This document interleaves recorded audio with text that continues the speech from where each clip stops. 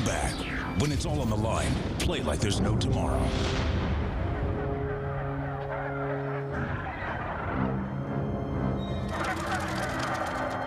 What's gone into it? They're all worked up today.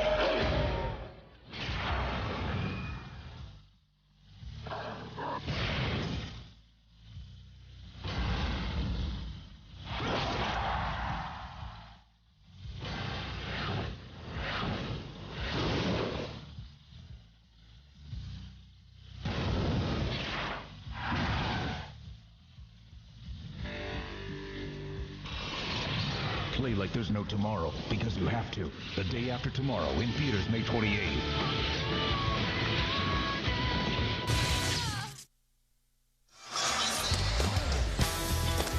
The Toyota Center in downtown Houston opened late last year. This is the inaugural season, and they celebrate with a Rocket Playoff Series. The first time Houston has been in the playoffs since 1999. And in town, Shaquille O'Neal and the Los Angeles Lakers taking on Yao Ming and the Rockets in the fourth game of this Western Conference first-round matchup. Al Michaels with Doc Rivers and Michelle Tafoya.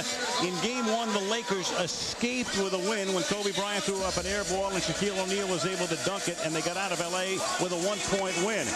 Then in Game 2, Houston had the lead at the half, but Kobe Bryant had a big second half, and the Lakers were dominant. But here the other night, Houston took a late first-quarter lead and never looked back.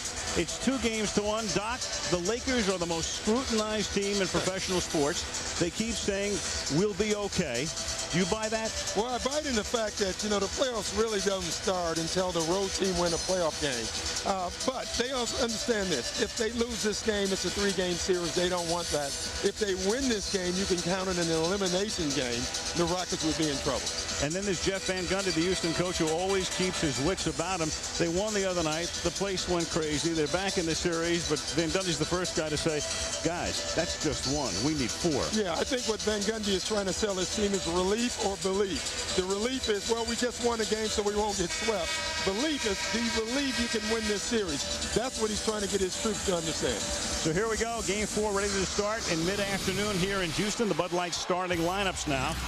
And there is a change. The Lakers have Devin George replacing Rick Fox up front with Malone and O'Neal, Jim Jackson, Cato, and Yao Ming, the front line for the Rockets. Payton and Bryant in the backcourt for L.A., and Francis and Mobley, who each averaged better than 40 minutes per game in the regular season. The backcourt, Tatum and Francis, had a phenomenal night on Friday night, including 2 late driving baskets at the end of the game to cement it and put the exclamation point on it. Kelvin Cato will jump center against Shaquille O'Neal. And the pivotal Game 4 from Houston is underway as the teams head back to L.A. for a Game 5 on Wednesday. Devin George, who started the first 45 games of the season but has started only 3 since then, comes off the bench. O'Neal, as they work the perimeter. Malone, shot clock is down to 4, and a 3-pointer by George doesn't go. Rebound to Mobley. What a big night, as did Francis on Friday. Jackson saves, and Francis comes out to set it up. Well, to set up the pick and roll, because that's what you're going to see all afternoon is the Rockets running pick and roll and trying to exploit it, and that's what it happens. You get shots out of the pick and roll. It's not always the guy with the ball, but because of the pick and roll, it puts the Lakers in a bad defensive position. The Rockets are exploiting it thus far in this series. Yao Ming is very proficient from that spot from which he just shot about 17 feet on the long twos, and there's a long two by Karl Malone, but one difference between Yao Ming and Shaq is that Shaq shoots almost everything inside. Yao Ming will come out 17, 18 feet and is pretty good from out there. Yeah, and that's what makes it so difficult for Shaq, because you have a big guy who can take him away from the bucket. Now Gary Payton. Payton's been like a pitcher who goes 6 innings and then comes out in the top of the 7th. He hasn't played at all in the 4th quarter of each of the last 2 games and misses his first attempt here. And he's really important to this basketball team. It's funny, we talked about the Big 4 coming into this season, but in this series, it's been more about the role players making open shots. If they don't, the Rockets will continue to double team.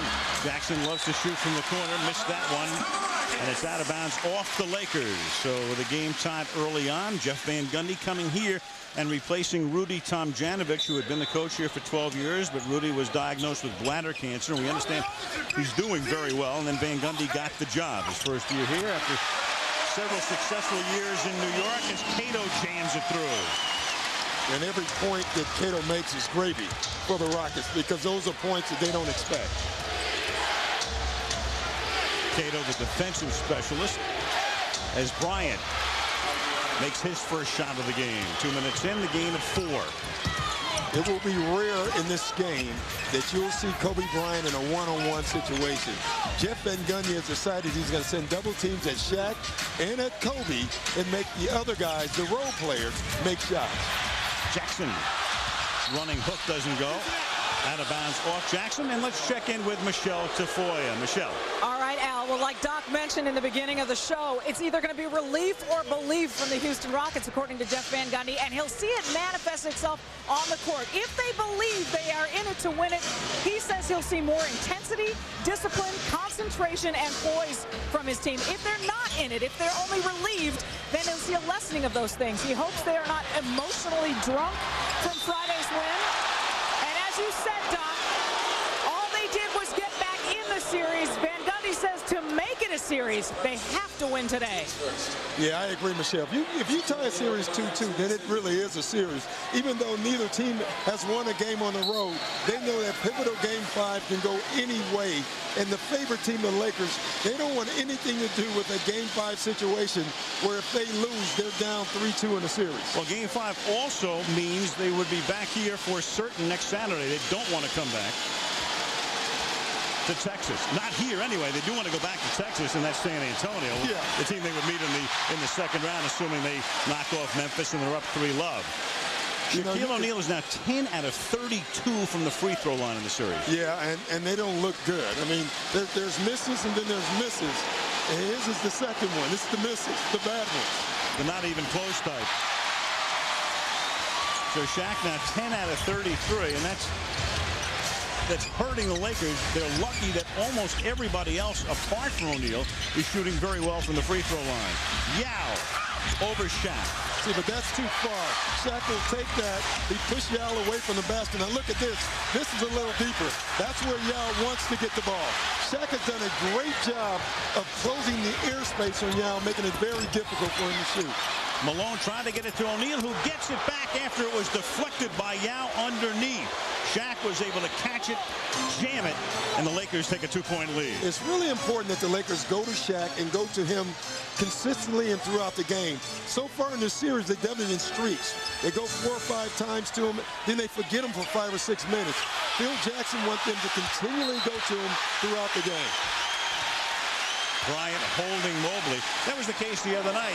People talk about Bryant, and sometimes, you know, that Sacramento game a couple of weeks ago that led to that firestorm. Why didn't he shoot? Then, of course, he had the 45-point night against Golden State. The other night, they were double-teaming him. Shaq had 11 points before Kobe had any, and then, of course, they stopped going to Shaq.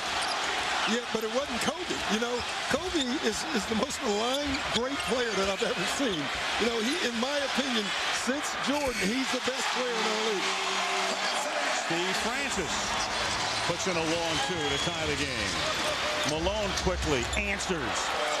Very important. Karl Malone is going to get wide open shots this entire afternoon, and he has to make them this entire afternoon.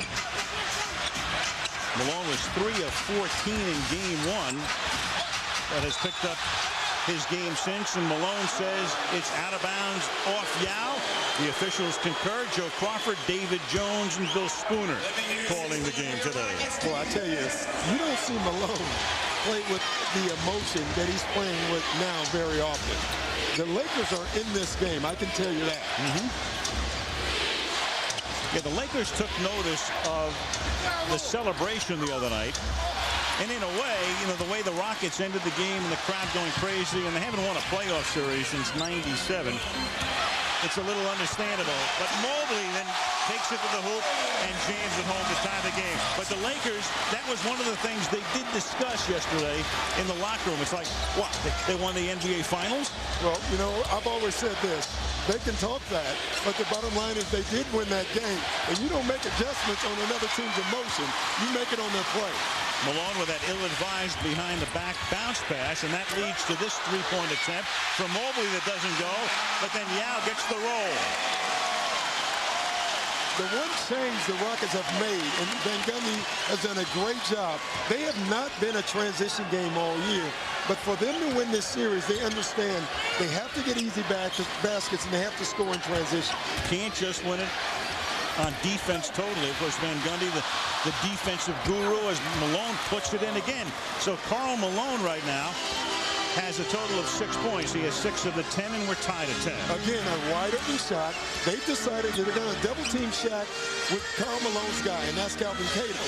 The key for Malone is to continue to shoot and make those open shots. The left hand reverse by Mobley. Rebound to O'Neal. Payton, the floater. Jackson comes back the other way. Jim Jackson, 12 years in the league, 10th team. Yao Ming's second year in the league. Francis in his 5th. Steve Francis for 3.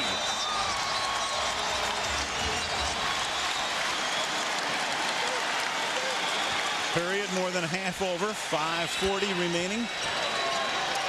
That's another great part about Yao's game that we don't give enough credit to is his passing. If you double team Yao Ming, he will find the open guy.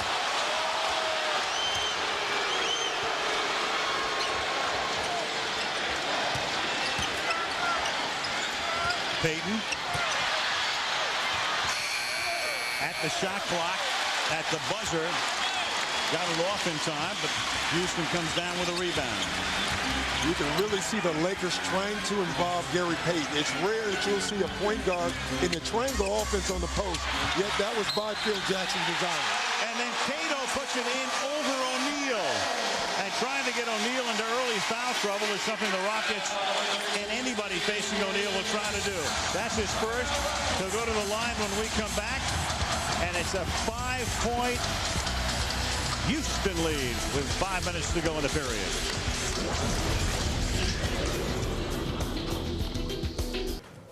Mike Tirico in New York, this Taco Bell studio update. First team to the second round, the Indiana Pacers. They sweep Boston. Jermaine O'Neal had 18 today. It is a 4-0 sweep, each win by double digits. Only the second time in the history of the NBA you could say that about a series. Rick Carlisle and Indiana will have some time off and then take on the winner of the Miami-New Orleans series in the next round. Indiana sweeps Boston. We send you back to Houston. Alan Dock. Don't understand why Fisher won't play.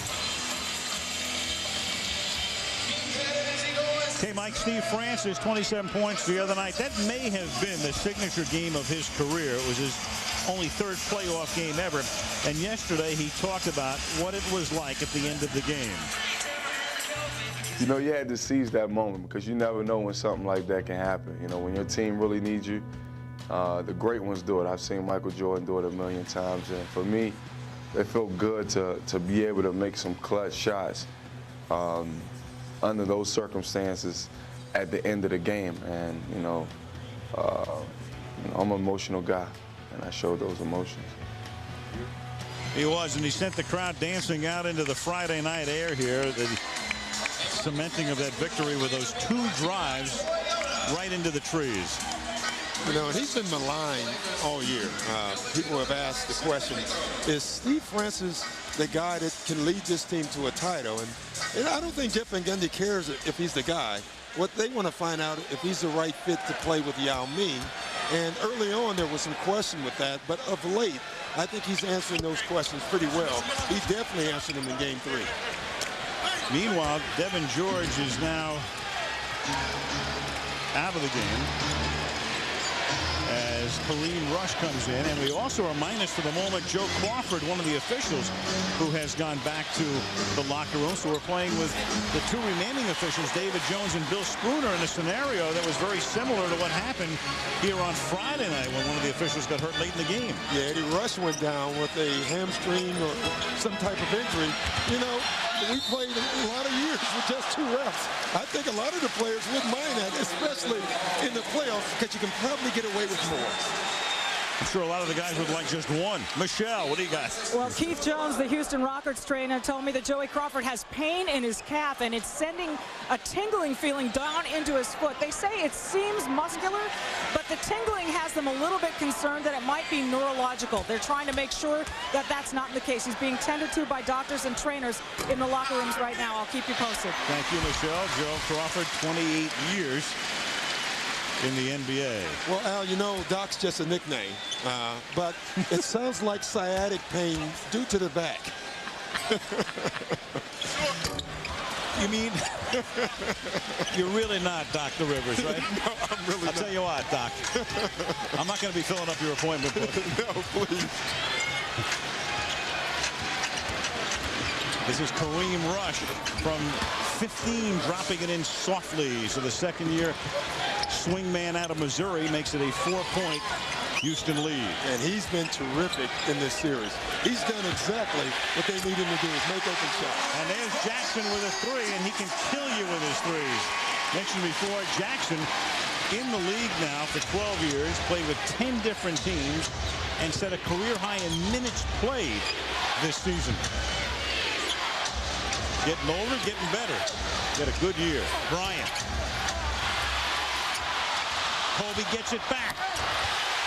Can't put it in, but gets... No. Goaltending. Rockets ball, goaltending. Yeah, definitely goaltending. He hit the backboard first, and then he hit the ball. Good call by Davy Jones. Tough call. Makes it 19-14. 3.5 to go in the opening quarter in Houston.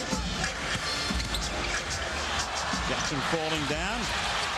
That creates the steal opportunity for Payton, who feeds Malone, and the two guys each playing for a lot less than they could anyplace else, coming to win a ring. Hook up for that basket.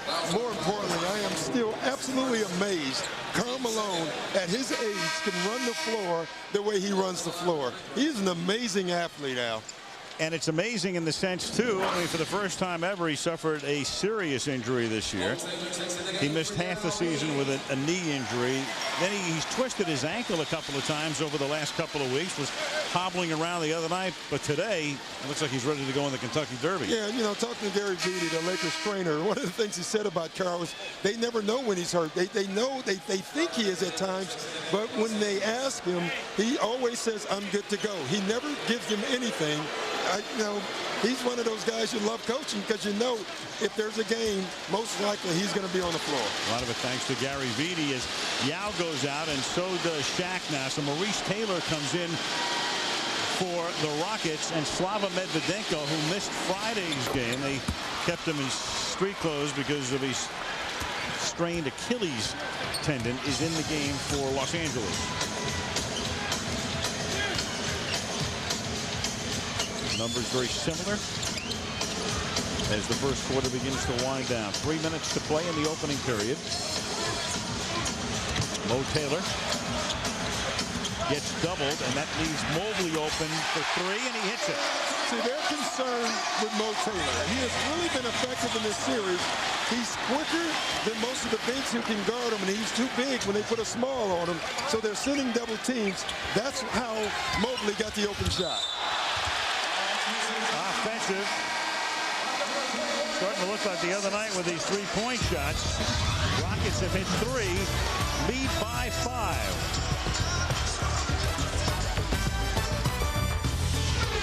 This is ABC Sports, home of the NBA Finals.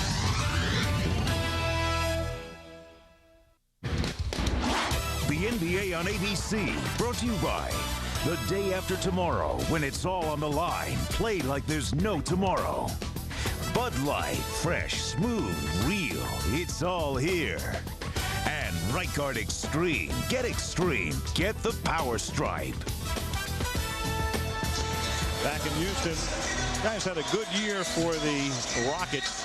Jim Jackson, half three-point shot will travel might be the subtitle if they ever do the story of his life. Originally a Maverick, he was there for 3.5 years, and then on to New Jersey and Philadelphia. Wound up going west to Golden State.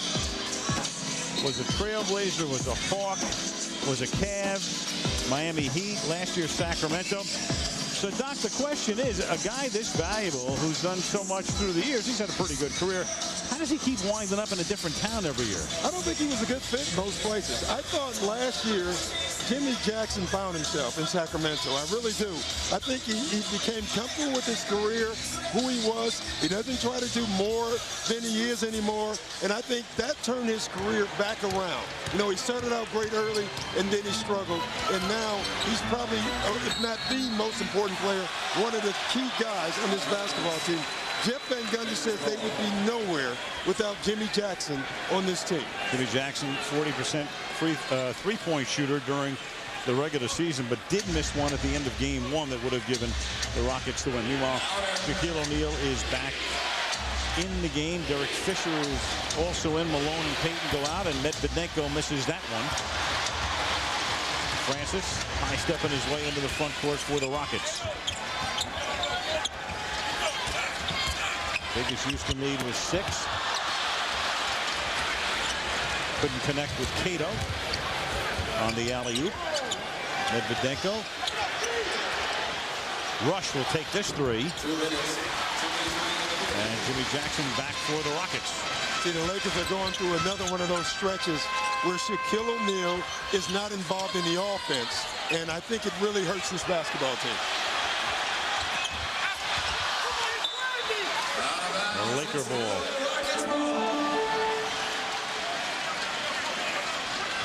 So right now you've got Shaq and Kobe, and then the 3 role players in here. Rush, good from the outside. Fisher's come on.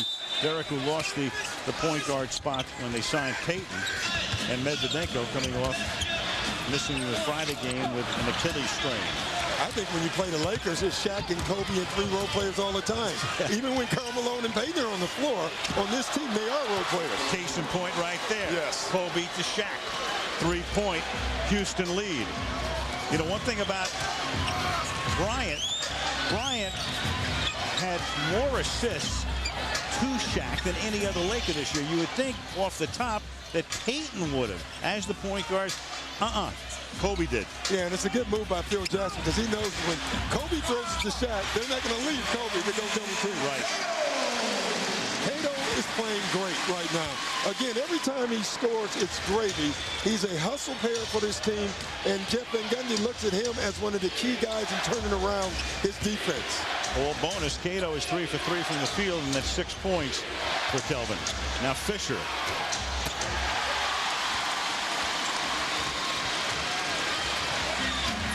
.40 seconds left. Taylor.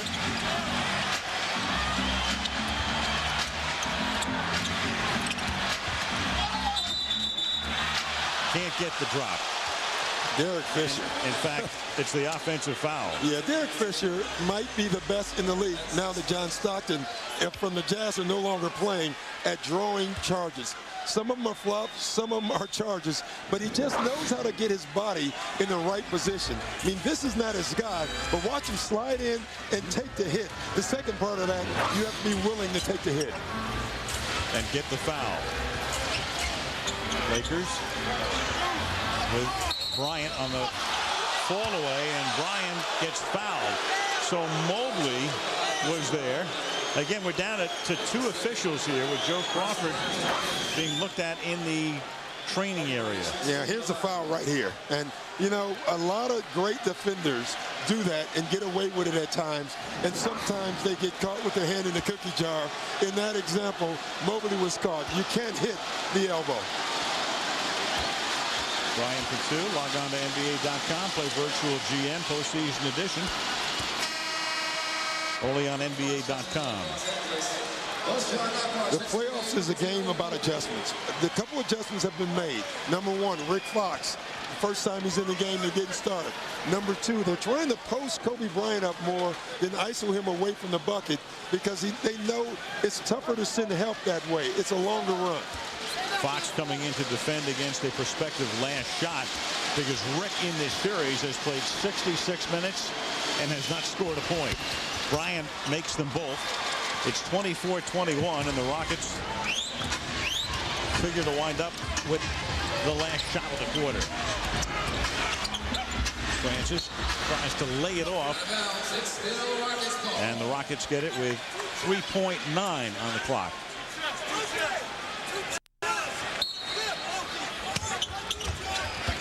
Jackson inbounds. This is Nakbar. They brought Nakbar into the game. He only plays about 11 minutes a game, but they brought him in, and he was instant energy in game 3. End of the period. The Houston Rockets lead the Los Angeles Lakers 24-21 in game 4.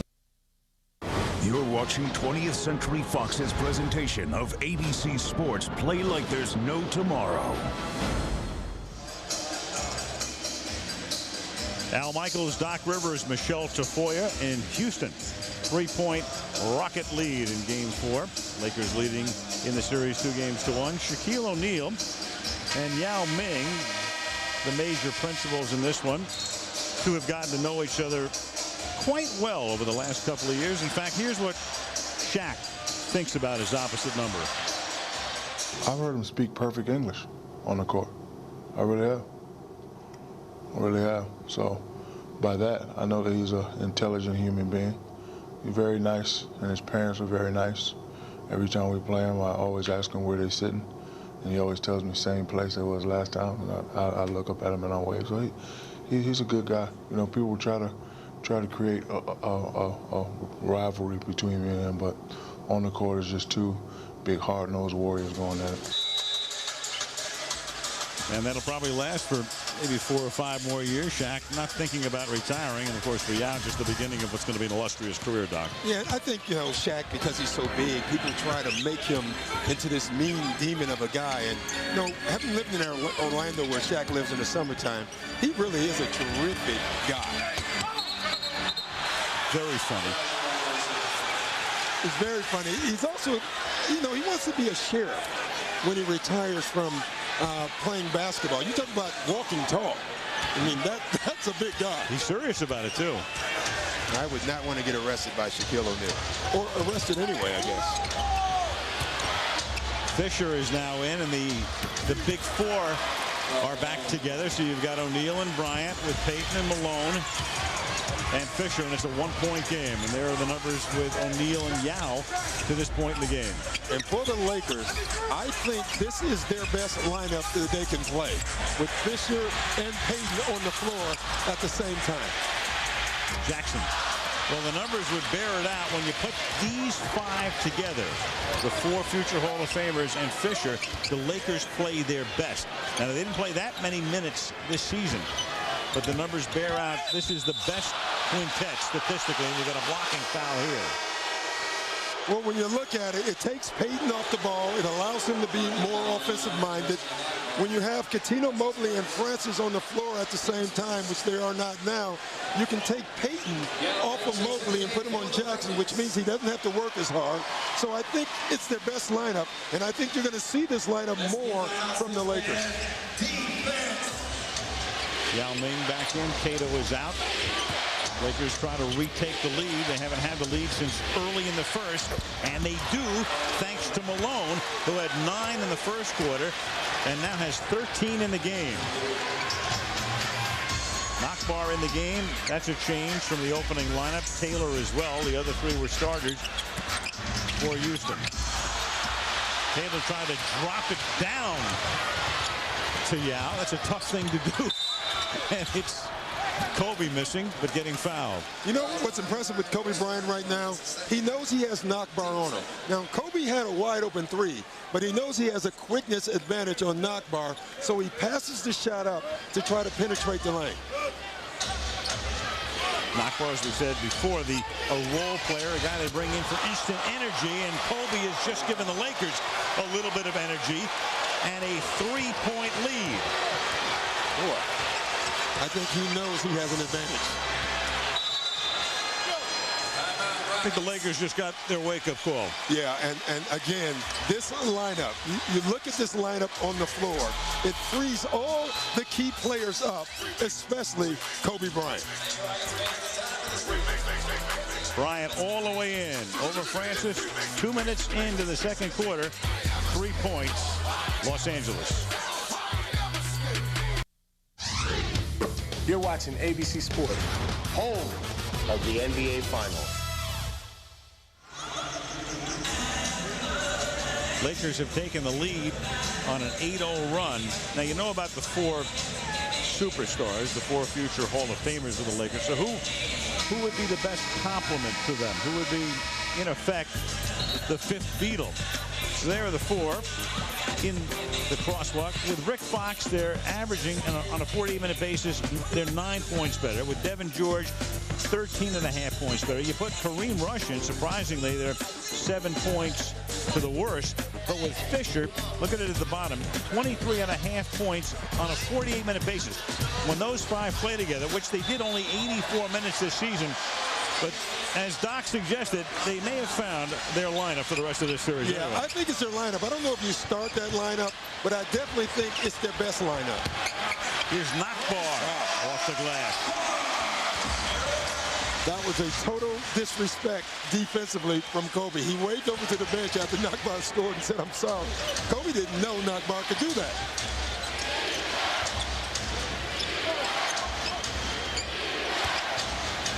Here's Shaq, gets doubled and gets fouled. He had Yao inside him and Nakbar outside him.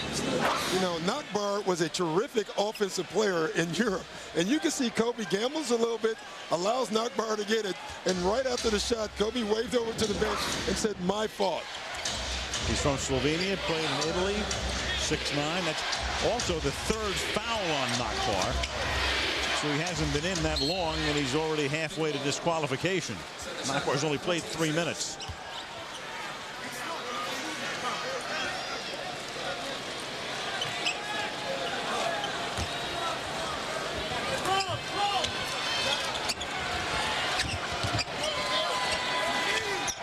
They feed Shaq.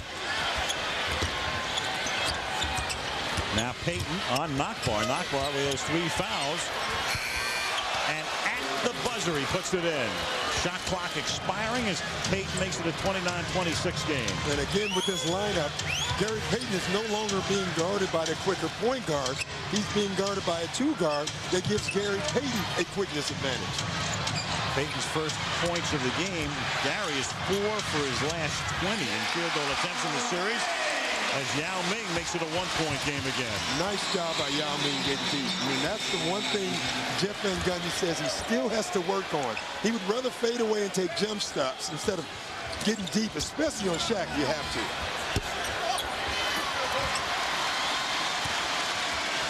Now Francis for the Rockets. Steve has played the whole way. He has 6 points. Nakbar from the corner. And O'Neal with a rebound for Los Angeles. Jack with 3 boards now as Malone can't drop it. Yeah, 2 quick shots. Again, for both teams, start with Yao, start with Shaq, and play from that point on.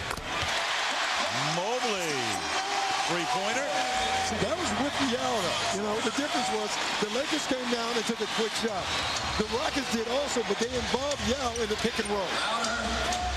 Or the screen and roll. That's what Phil refers to it as. And a few other coaches. Fisher rims it. Yeah, Phil's always talking about the screen roll. You never hear him use the phrase pick and roll. You know, a lot of people don't understand that it's the same thing. Yep. You know, coaches have their own terminology. Off Houston.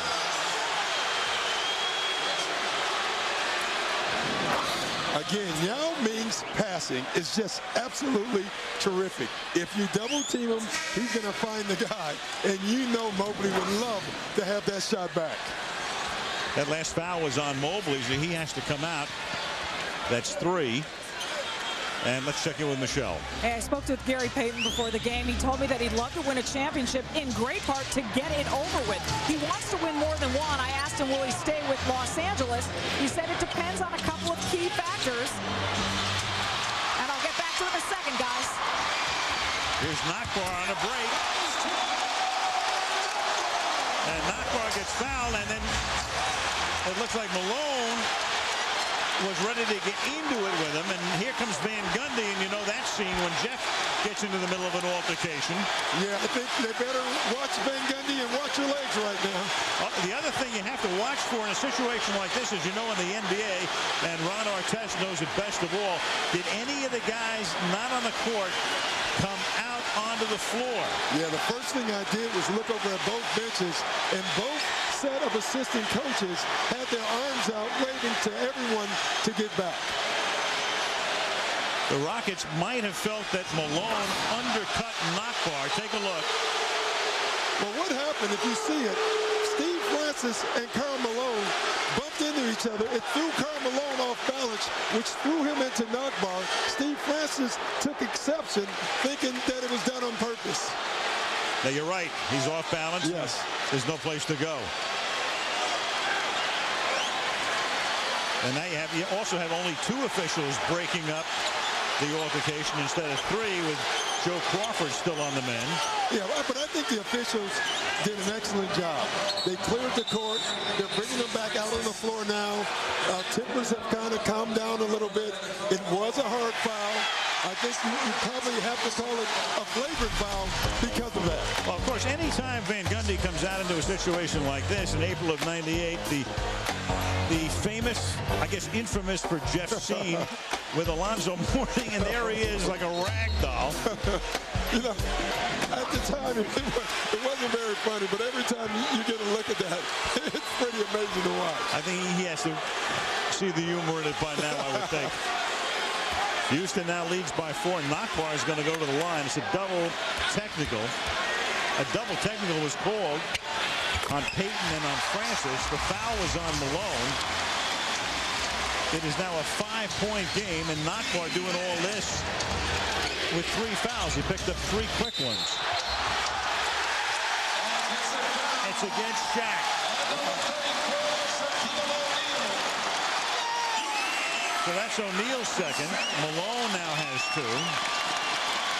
And that gets the crowd even more excited. Smart move by Shaq. Didn't get away with it. The players know now there's going to be touch fouls called because the officials are trying to clean the game up. Shaq is trying to draw it on Yao. Unfortunately for him, Yao did a better job defending it. Malone backs into the front court. He's got Kobe behind him, but he's going to go all the way. And Nockbaar knocks him down. And here comes Malone is looking for Nockbaar. And they call a technical foul on Malone, because Nockbaar got up and started to walk away, and Malone started to go after him. And the officials are right there. Bill Spooner calling the technical foul. Al, I have to say, that is a great job by Nockbaar. He had to do this. I mean, it wasn't nasty or dirty, but Nockbaar had to do that. On the play before, he was knocked down by Malone. You know, in this league, you have to do it back. He did it back in a clean way. Nockbaar has just become a hero in Houston for standing up to Karl Malone. And I think it's something you have to do as a young player to show that you're not afraid of anyone. David Jones was the referee, the official who called it. Jackson makes the technical. Have you ever seen a guy create more havoc playing 5 minutes and drawing 4 fouls than Nockbaar? No, I haven't. But it's good. I mean, he's bringing energy to the basketball team right now. He's doing exactly what he is supposed to do. And Jeff Van Gundy, if he could, he would have given him a high five, because that's exactly what he wants. And you know now how important a game 4 is. Both teams are playing desperate basketball right now. So Malone at the line with his wardrobe malfunction. Now Nockbaar comes out. Mark Jackson comes in. Here's the rip job.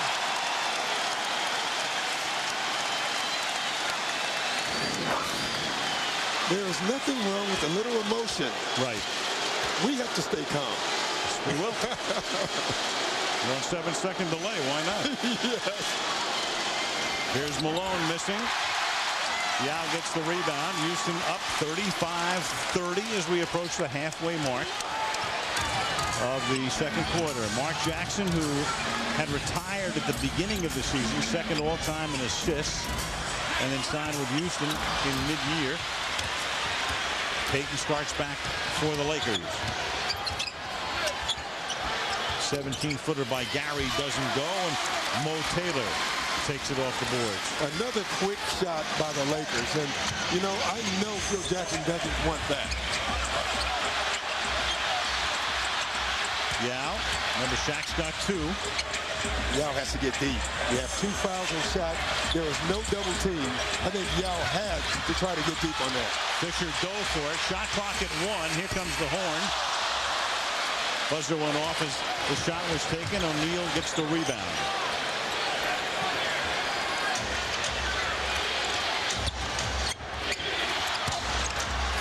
O'Neal. The difference is that Shaquille O'Neal gets deep, Yao Ming doesn't, and that's the difference. If Shaquille O'Neal gets a dunk, Yao Ming shoots a 3. As Yao's career progresses, will he get deeper and deeper, Doc? Yeah, he will. He'll learn how to play more physical, and the more he plays against Shaq will help. And he still has that pretty good touch from the outside as well, which will make him doubly tough. Now Payton left hands one. That's what he wants. That's what Payton did earlier in the year. When he was penetrating, there's no triangle. That's a straight line. Phil Jackson doesn't mind that. Jackson.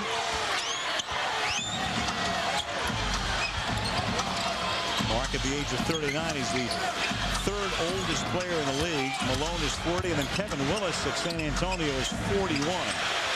Francis. Malone with a rebound. Lakers have a chance to take the lead again. And timeout taken by the Lakers. Very interesting series. Game 4. Lakers leading 2 games to 1. Nakbar and Malone there. Back and forth goes the lead in this one. Rockets up by a point.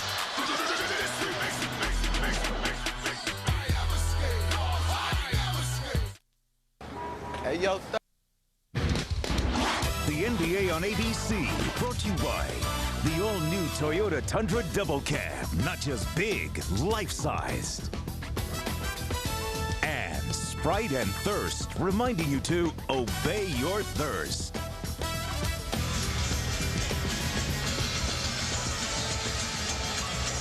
Back in Houston at the Toyota Center for Game 4. Karl Malone, big first quarter, 9 points, 5 more here. Picked up a technical, of course, involved in the middle of all of the action, Doc. Yeah, I think Karl Malone knows what he's doing. He's been through these type of playoff series before, and basically he's in the middle of everything. But look at him run the floor out. I mean, it's amazing. A guy at his age able to get up and down the floor. Even on that one, he was the guy back trying to call the play. He's the guy here leading the break. He's also the guy here inciting the riot, which is not on balance. Point of information, we talked about the 3 old guys. Those are the 3 oldest players in the playoffs. Willis at 41, Malone at 40, and Mark Jackson at 39. Jackson was guarding Fisher, who gets it into O'Neal, and Cato with a foul, so Shaq will go to the line. Boy, those are great hands. You know, that was not an easy pass for Shaq to catch, and yet he caught it. And then great foul by Cato. The toughest part of a foul to Shaq is fouling him and stopping him from getting that ball up to the basket because he's so strong. Shaq 30% from the line, and that'll drop a couple of tenths there. New Jersey and New York, Nets trying to wrap it up tonight on TNT, and then the second game on TNT will be San Antonio at Memphis as the Spurs, the NBA champions, try to wrap it up. And O'Neal is now 10 out of 35. You know, last year Shaq shot 62% from the free throw line. This year 49%. And in the playoffs, he's not even coming close. But you know, it's amazing. As bad of a free throw shooter he is. He has 3 rings. Bill Russell has 11 rings, and he was a horrible free throw shooter. Tim Duncan is not a great free throw shooter either. He has 2 rings, so it is important, but everyone else has to make them. Meanwhile, Yao, pretty good free throw shooter and good from 17 there. And O'Neal doesn't find the rim, but right underneath to clean it up. And put it back in to make it 37-36 is Karl Malone, who now has 16 points. Now, do you give Shaquille O'Neal the assist or Karl Malone the rebound? That's a tough one. Malone, 5 rebounds, 1 assist, and the most points he's had in the first half as a Laker. That shot there, and I'm going to tell you, I was really interesting. Gary Payton driven himself in trouble. He saw Shaq under the basket with Yao. He wanted to make it, but he threw the ball up thinking, even if I miss, I think Shaq's in a great rebounding position. And you can see it right there. He's looking at it. Shaq gets it and gets a foul out of it from Yao. That's pretty good. That's 2 fouls on Yao. And he's 0 for 5 is Shaq from the free throw line. Let's check in with Michelle Tafoya. Al, official Joey Crawford has been taken off-site for further evaluation on his calf. They are calling it a calf strain right now, but they don't want him to come back out on the floor without ruling out some other possibilities. So he still has not been signed off to come back, Al. Thank you, Michelle. 1 for 6 is O'Neal. The Toyota Center, not a friendly place for the officials. No, these 2 games mentioned the other night. In a row.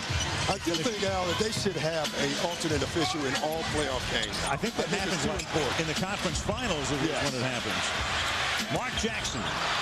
Cato with a rebound, but then he drops it into the hands of Shaquille O'Neal. Malone with the drive, and Malone scores. And Malone will go to the free throw line. And more importantly, I think it's the 3rd foul on Yao Ming. And that's where he has to learn. Yao Ming should allow this to just happen. He cannot pick up his 3rd foul. He should have just allowed Malone. It's better to give up those 2 points than now you give up the 2 points, and Yao Ming now has to sit. He comes out of the game. Eric Piatkowski comes out, and Mark Jackson also comes out. Well, Eric Piatkowski is a hired shooter. He hasn't worked out the way Jeff Van Gundy wanted him to this year, but he's a guy who can flat out shoot the ball and will shoot the ball. Cato comes in along the front line for the Rockets. Malone makes the 3-point play. Karl has 19 points. He's 8 of 10 from the field. And 5 rebounds. Tremendous half for Malone. Jackson. Malone another rebound. He is a man possessed today.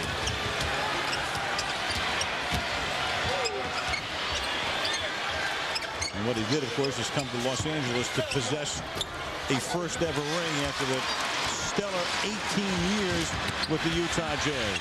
So close yet so far, and there he is again for the rebound. In transition again. Malone guarded by Taylor. They're going to play the hot hand. Carlin shovels it back to Fisher. And Piatkowski with a rebound. Lakers up by 3. A little over 2 minutes to play in the half.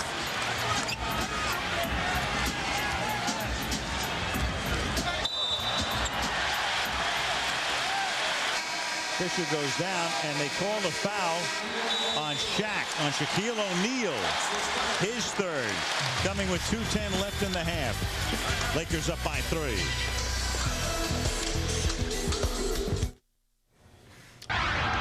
In our Times Square studio, the Verizon Wireless halftime report coming up. Very entertaining, interesting first half, and the 3rd personal picked up by Yao and Shaq, back-to-back plays. What have you guys seen so far? Well, so far, Houston really hasn't got back to the up-tempo game that we talked about at the beginning of this, beginning of this show. If they don't get back to that, they have no chance of winning this game. Get going again. How about Ponce de Leon Malone? I mean, unbelievable. 40 years old. This guy has the energy of a 20-year-old. Still never ceases to amaze me. We've got a couple of players in this team who are going to be 1st, 2nd, or 3rd All-NBA for the season. We've got the list, the exclusive announcement at halftime. Al? All right, thank you, guys. Thank you, Mike.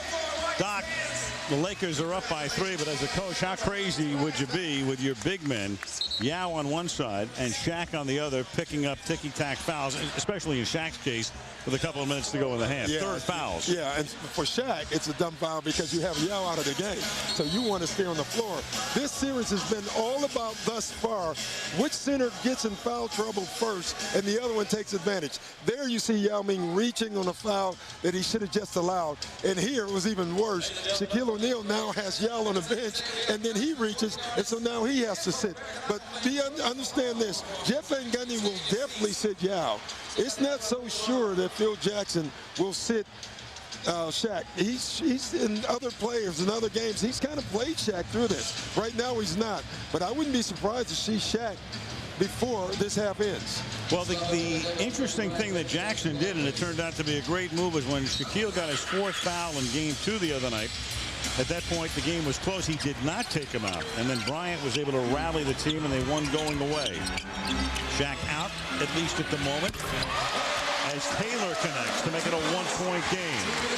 Under 2 minutes to play in the opening half in Houston, Game 4. The role players for the Rockets have been terrific in this game. Nakbar, Cato, Jimmy Jackson have all played their roles. Bryant. Now Fox, who has not scored in this series, but gets fouled here. And I believe the indication was it's a 2-point attempt. He was out. He was inside the arc, so a 2. Yeah, and that was him being Rick Fox, being a veteran. Gets him up in the air, had no intentions to shoot until he saw him in the air, and then he went on and took the shot. He was trying to get a 3-point shot. So Rick Fox, who has now played 68 minutes, seeks his first point of this series. And let's check in with Michelle. Al, Rick Fox has said that of all the years he's played in the playoffs with the Lakers, this has been the most unusual. They've needed more control from Phil Jackson on the bench because they don't have enough experienced triangle offense players on the floor. But he said this has been unusual. We've had to change from game to game more than we've ever had to in the past. He finally gets off the schneid. Yes, 68 I was minutes. worried there. He has a dislocated thumb. Of course, he missed half the season and most of the playoffs last year, undergoing foot surgery. Got hurt in the playoffs. And then that pass is thrown into the second row by Taylor. Yeah, terrific job by the Lakers double teaming. And you can see this late double team come here, which forces them to make the pass. Lakers are all in good defensive position, and that's where you get the turnover. Something the Rockets have done pretty good on thus far this game. Kobe Bryant has 8 points. Malone's been the big man with 19. Medvedenko, he'll drive. And he will score. Defensive foul, 3-point attempt coming up, 3-point opportunity for Medvedenko, who again with that sore Achilles heel costing him any playing time on Friday night. Yeah, and he's looking pretty good. So if you're wondering at home, and you're a guy who watches college basketball, in college that's a charge. In the pros is not, because he was inside the restricted area, and it was an excellent call by the official. That's why they have that semicircle there. And it's a 44-39 LA lead with 60 seconds to play in the first half in Houston. And Francis gets fouled by Gary Payton. You know, it's funny, since the fight or whatever that was that broke out, the referees have decided to call this game very close. And in a lot of ways, it's hurt both teams. It's hurt the Lakers because Shaq's on the floor or off the floor, and the Rockets because Yao's off the floor and Mobley's off the floor. Officials determining to not let the game get out of control.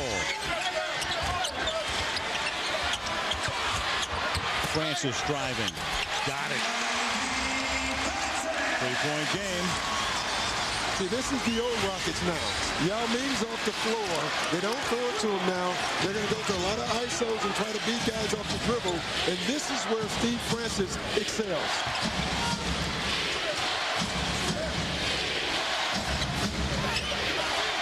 Medvedenko puts it up.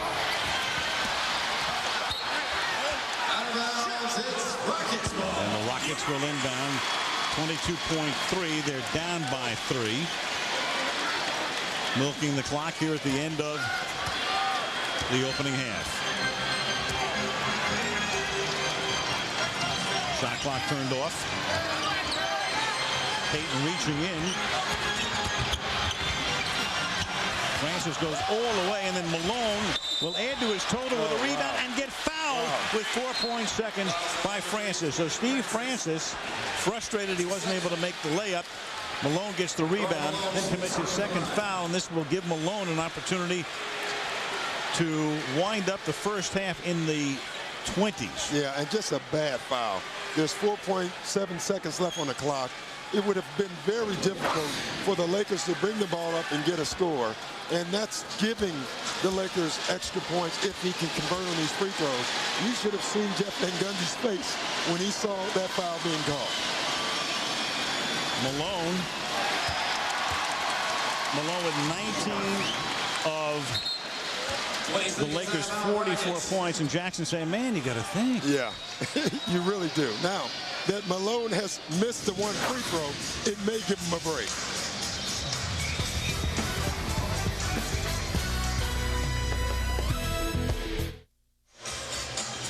In Houston, Al Michaels, Doc Rivers, and Michelle Tafoya wrapping up the first half here.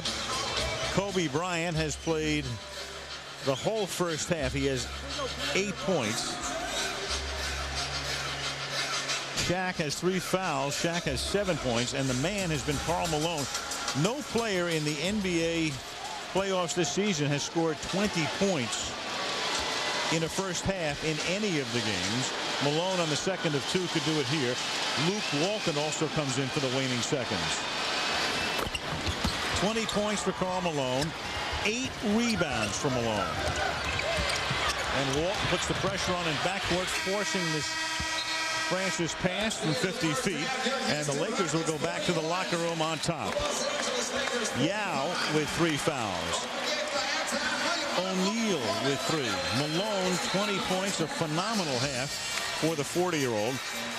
And in the pivotal game 4 in this Western Conference first round series, the Lakers are on top 45-41. Here's Michelle. With Gary Payton, it got a little heated out there between Malone and Nakbar. What was going on outside of what we could see?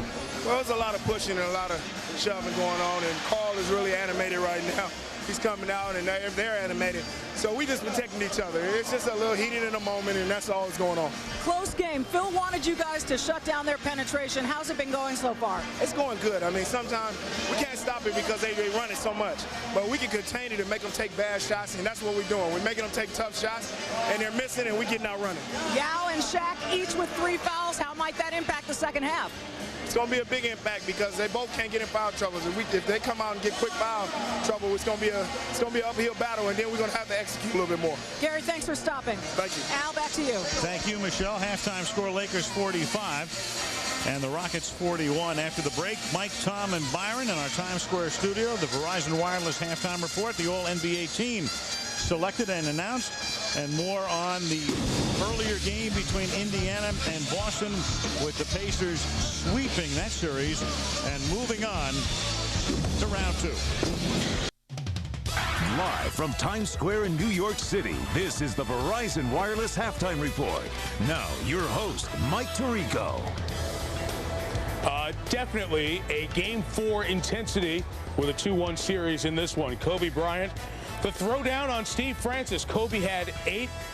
Only one player in double figures, the oldest guy playing in the game, Karl Malone. Right now it's a Laker 4-point lead at halftime with Byron Scott and Tom Tolbert. As we turn to first half thoughts here, I'm going to start with you because I want to start with Karl Malone. His 20-point performance, you forget that the guy is 40 years old. No, the way he runs up and down the court, the energy that he has is absolutely astounding. We're talking about a guy who this year, his season high was 20 points. The last time he scored 20 was against the Rockets on April 1st. He has 20 in the first half, and he's the beneficiary of a lot of the double downs on Shaq. He just kind of sits out, and you're going to see some of the shots he's getting. I mean, you got to get up on him. Well, you don't want a knee in the throat, so that's probably why you just go ahead and let him shoot it. But he's been incredible this half, and you hit it on the head, Mike. It's really amazing. This guy's 40 years old, and the energy that he plays with. He plays with more energy than a lot of younger guys in the league. You know what, Tom, you're absolutely right. And the thing that I love about this game so far is we talked about Houston really having to get off to a good start. Carl has turned that around. He's running the floor like he did back in the 60s, and he's getting baskets out of it. And the Lakers are turning the tide. They're getting the fast break points, and that's what we talked about Houston having to do early in this game. You need to bring the energy early, and right now advantage LA by 4. And lots of guys in foul trouble. Coutinho Mobley's 3, I think, just as important as Yao with 3 and Shaquille O'Neal with 3. One game is done, and one series is done. The Indiana Pacers are on to the second round. Ron Artest and Paul Pierce, a little, well, not conversation, because Artest kept his mouth shut most of the series, and for the most part shut down Paul Pierce. This was a mismatch all the way through. Indiana way too much for Boston.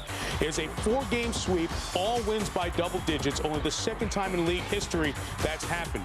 Boston did it to Houston in 1980 when Houston was a member of the Eastern Conference. So we look at the McDonald's NBA Eastern Conference bracket. Pacers will play the winner of the Heat-Hornets series that continues on Tuesday night. What about the Pistons-Bucks series, now 2-1 Detroit? Well, I think Detroit reestablished themselves last night. In the first half, I thought Milwaukee played extremely well, but in the second half, I mean, the backcourt reestablished dominance in that series. No, I agree with you, but you know what? Still, don't count Milwaukee out, just yet. They still have a very good team, very talented offensively. They just got to get back to what they did best in Game 2, knock down shots. Indiana has advanced. The Nets, 12 blocks from here, will try to eliminate the Knicks tonight, and then the next game, San Antonio and Memphis. Those games are on TNT. Over with. That series is Shaq, done. Jermaine O'Neal, Garnett, Duncan, Kidd, Kobe, Tracy, lots of guys. The All-NBA team's exclusive next.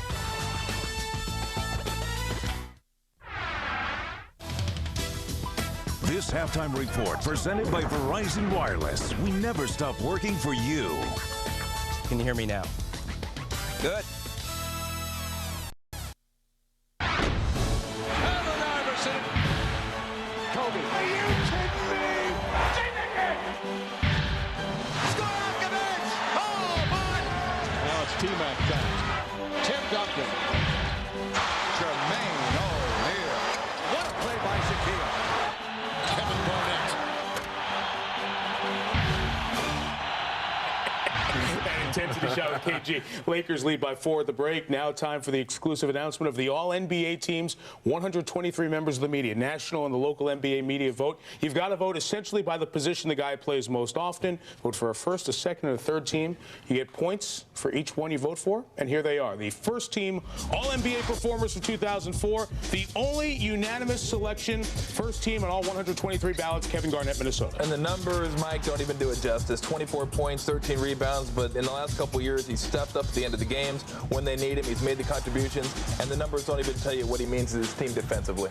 Joined on that first team by Tim Duncan. For the 7th consecutive year, Tim Duncan's first team All-NBA. Only the 6th man to do that. Elgin Baylor, Larry Bird, George Mikan, Bob Pettit, Oscar Robertson, and Tim Duncan.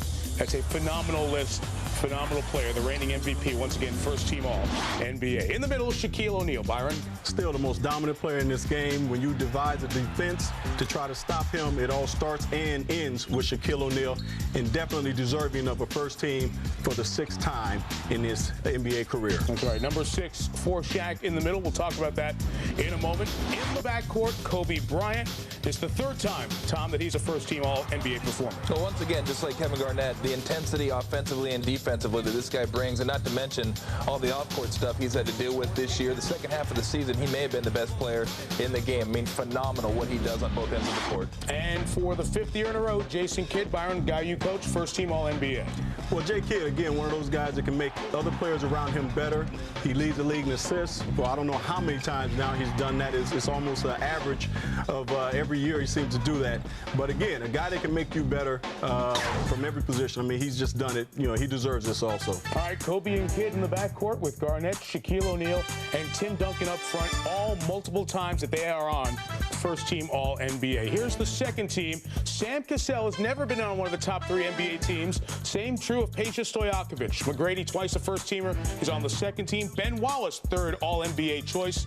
And Jermaine O'Neal is a second-teamer for the first time in his career. And the 3rd team All-NBA stars, Yao Ron Artest, Michael Redd, and Baron Davis. First time they've had an All-NBA team award. Dirk Nowitzki has made a couple of second teams, a couple of third teams. Back to that first team, Kidd and Kobe in the backcourt. Would you have changed your vote?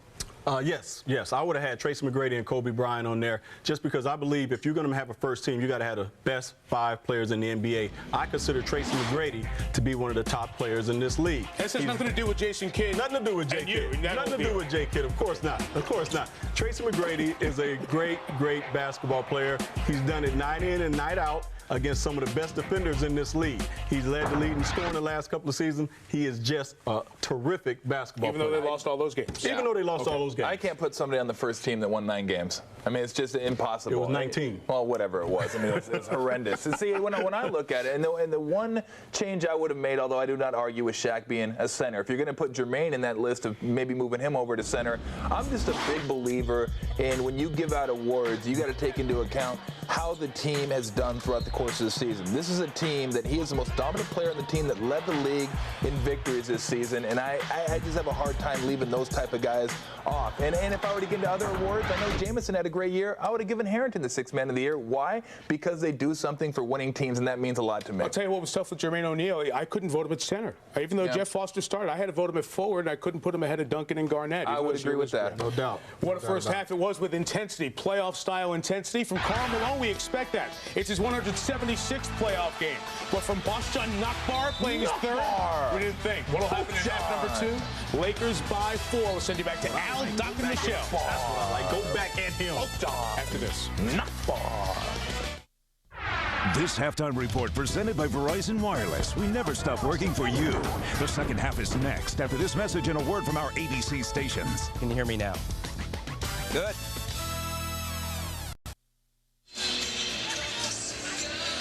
And we're back to the Toyota Center in Houston, where the Lakers lead. Seesaw first half, 45-41. Karl Malone. I'll just mention that name. Yeah, he has been absolutely terrific in the first half.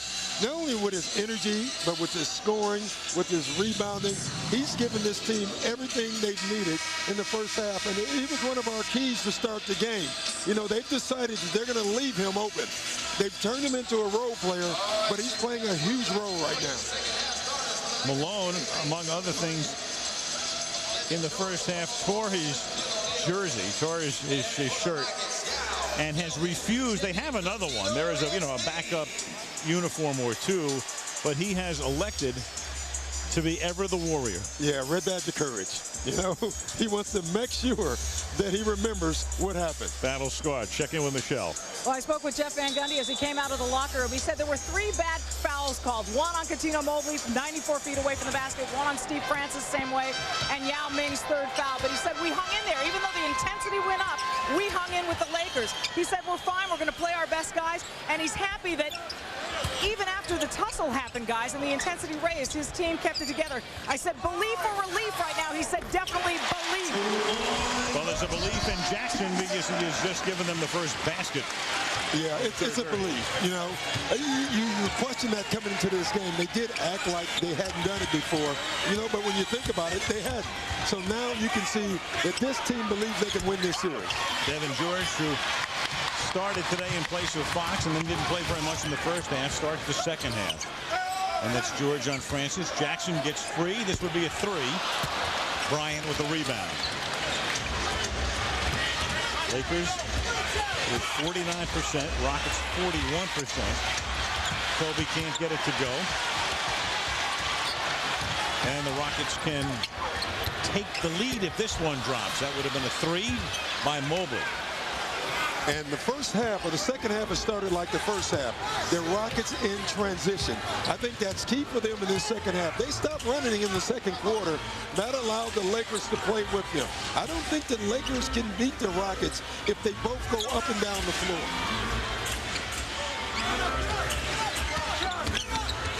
George, a contested 12-footer drop. And every shot he makes is big because he's playing like a guy who has lost his confidence. He was so good for them at the beginning of the year. He has struggled since. I remember we did a game in midseason, and I said to you I'd never heard a coach describe a guy's mood as disconsolate as Yao hits. But we had gone in to do a game, and Phil Jackson said that Devin George was disconsolate. Yeah, and he's proven Phil right thus far. But they need Devin George. With all the injuries they have, they need him to come up big. Otherwise, they'll be disconsolate. Malone. See, this is key. Now, he's going to get those same shots. Jeff Van Gundy has decided you had 20 points in the first half. Well, great job. Let's see if you can score 20 more because we're going to leave you open again. Cato gets underneath. O'Neal with the rebound. Payton down the middle. It's George open for a three. Got it. Nice job by Gary Payton. Gary Payton had a shot. He sensed Devin George made a shot, give him another shot. He makes that. Now we might have Devin George playing good basketball. 5 points for Devin George. The Los Angeles lead is 5. And Shaq rejects it. Payton out in front with Yao behind him, and the Laker lead is their largest of the game. Great team. 45. Great teams come out and play great third quarters, and that's what the Lakers are doing right now. In a very important game. Game 4 of this Western Conference first round series. LA by 7.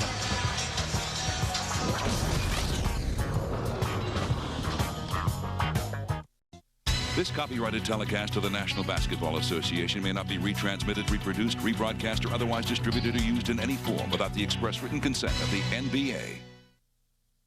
The NBA on ABC, brought to you by Coors Light. Unleash the Rocky Mountain cold taste of Coors Light. Allstate, are you in good hands? And Nissan, who invites you to shift the way you move through the world. Back in Houston, Gary Payton and the Los Angeles Lakers on top 52-45, 3 minutes into the second half. Karl Malone, Gary Payton, big offseason headline, coming to LA for one reason and one reason only, to try to win for each his first championship ring. And there they are, and you take a look at those illustrious numbers, but the key numbers are at the bottom, 0-0. Yeah, but, you know, in that 0, they've really not had a lot of help. Karl Malone had a great player next to him in John Stockton. And other than that, you know, they haven't had a lot of chances. You look at their team now, they do. Check in with Michelle. Well, Gary Payton, I asked him before the game about that championship. He said he wants to win one to get it over with and then start next season fresh. Whether or not he'll be back with the Lakers is a question. He said there are a couple of key variables. One is the system. And Alan Doc, I would guess that that implies whether or not Phil Jackson is back, if he's worried about if he's going to fit into the system. Wouldn't you say? You could make a case for nobody being back. Yeah, you really could. I mean, with this Laker team, this might be one and done. You don't know, but bottom line is Phil Jackson has won 9 titles with that system. If he's back, the system is not changing, and it shouldn't change. Jackson's in play. Bryant's in play. Malone and Payton will be in play as Jackson drops one here to make it a 5-point game. And the only guy who seems to be for certain back with the Lakers next year is Shaq. And Shaq was carrying on in preseason about a contract renewal. But he's tied to him right now. Yeah, and I just got a feeling that he will not be traded. He will not be traded. Karl Malone. Malone, by the way, has become not only the first 40-year-old in the history of the NBA playoffs to score 20 and a half. There's only one other guy, 40 or more, who scored 20 in a game, and that was Kareem Abdul-Jabbar, who did it 14 times. Slam dunk by Cato. Well, the bottom line is that there's not a lot of 40-year-olds who have played in the playoffs. That is the bottom line.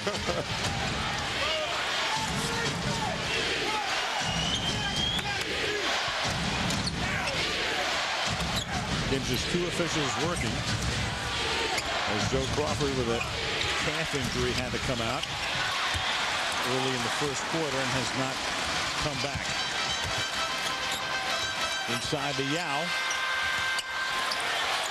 Back out, Mobley for three. Should have shot the first one. Yeah. That's tough when you pump fake like that behind the three.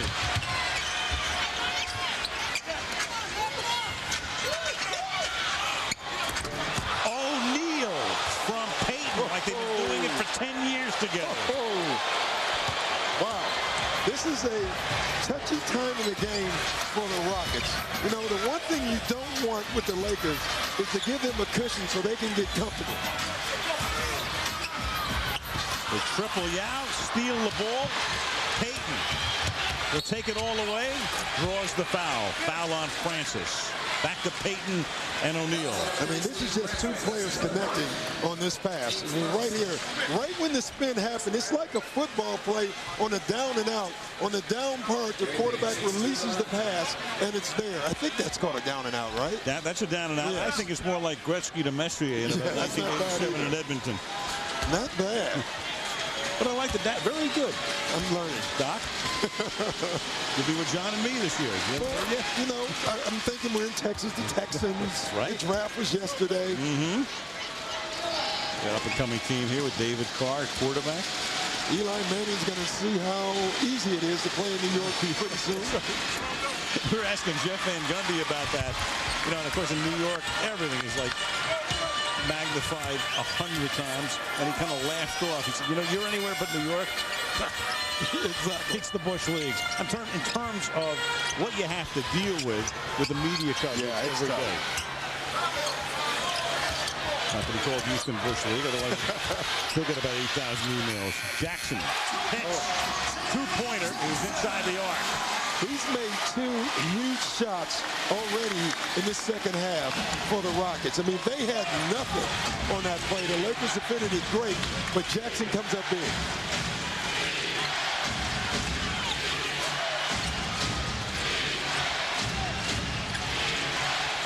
Malone.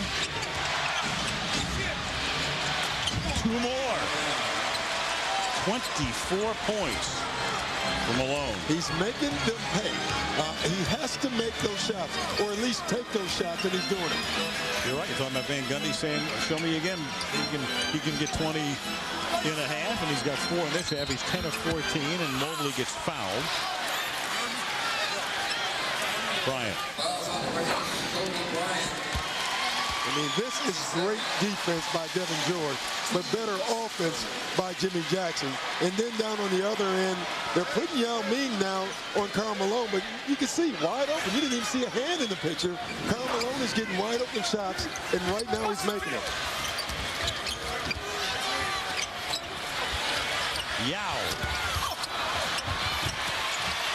Cato picks up the rebound.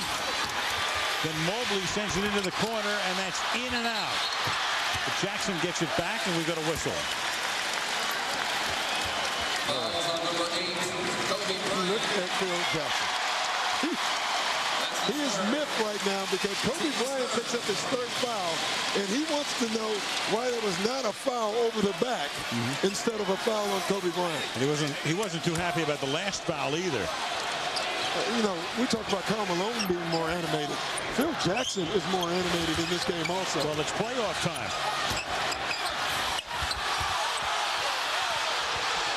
O'Neal and Yao go down. They're down under the basket. That's why it's 4-on-4 here. Yao gets back. Jackson's working his way back up the court.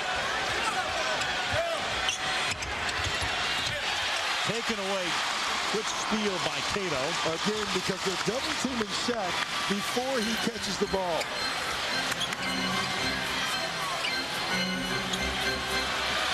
Malone guarding Yao. 111 on the other. O'Neal guarding Cato, and you get traveling here. And here, what people think is a foul, Yao brings the contact to Shaq. They collide. You know, that's a good job by Shaquille O'Neal, just staying straight up instead of reaching. Big collision, but no foul. Good call by the official, or no call. Lakers by 8.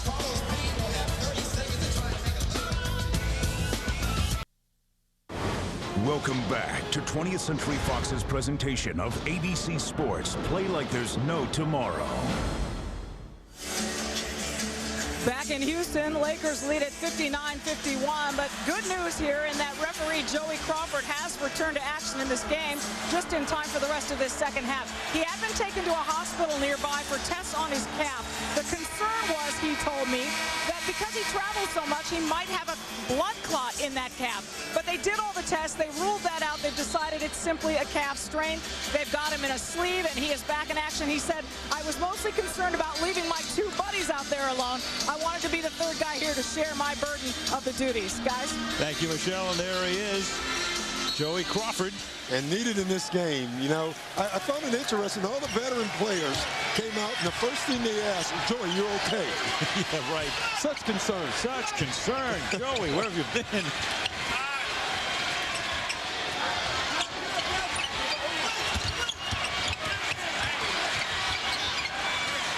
George, play clock down to 3.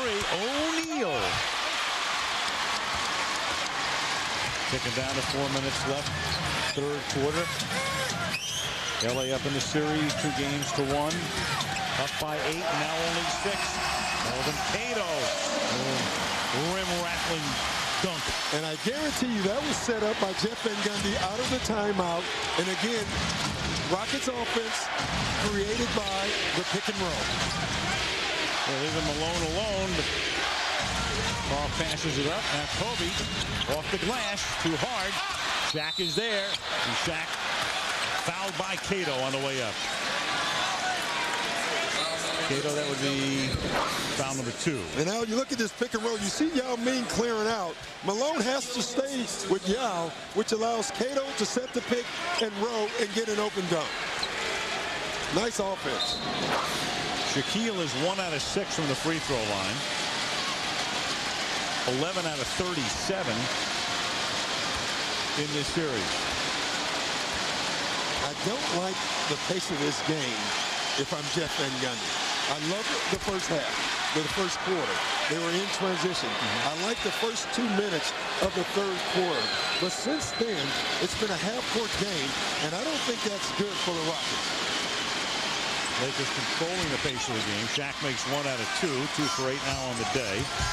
7-point lead. Francis at 27 the other night, 8 today. Mobley. Malone battles for the rebound. It's out of bounds, and it is out of bounds off Houston. Off Cato. Leading scorer in the game with 24. O'Neal, the only other Laker in double figures at 10. If they're going to play this half court, the Rockets have to get involved in the pick and roll because that has hurt the Lakers. And 2, they have to go to Yao Ming down on the post. Yao with 10 points, 12 field goal attempts today. Payton gets doubled and gets it to O'Neal. And Shaq gets fouled, and that foul on Yao Ming is number 4. And you know what the officials are saying? You're asking, what was the difference? You can see Mobley talking to Yao Ming about the very thing. What was the difference? Well, the difference is Yao reached over top. You see how he's reaching over top instead of staying straight up. Shaq sees that, and he brings the ball right up into his arm. Smart play by Shaq. 10 points for O'Neal. 2 out of 8 from the free throw line.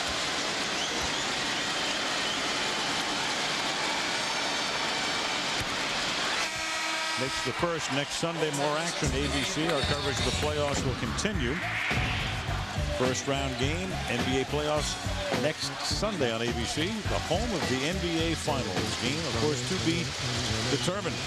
But the series have all of a sudden gotten a lot more interesting than they were earlier in the week as O'Neal misses that one. Yao is now out, and Taylor is in. Mo Taylor with Yao on the bench.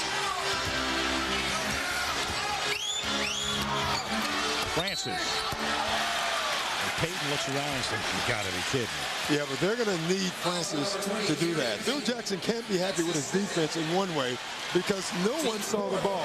He got all the way to the basket and watched Karl Malone and Shaq on the right side. By the time they noticed, he was already at the basket. If Jackson has had one disappointment this year, besides all the stuff that has happened with the Lakers, I would say it's been the Lakers' defense. You know, Karl Malone is a great defender. Kobe Bryant and Shaq as great defenders, and Gary Payton is called the glove.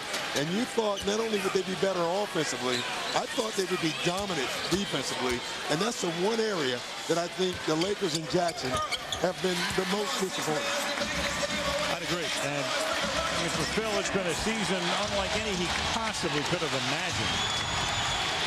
After the signings of the two guys, and then Bryant's legal mess, and all the injuries that have befallen this team, as Devin George pops one, and then he has a guy like George as the fifth Beatle earlier in the year, and then he has to make that change. He gets Fox back from an injury, but Rick, anything but 100%.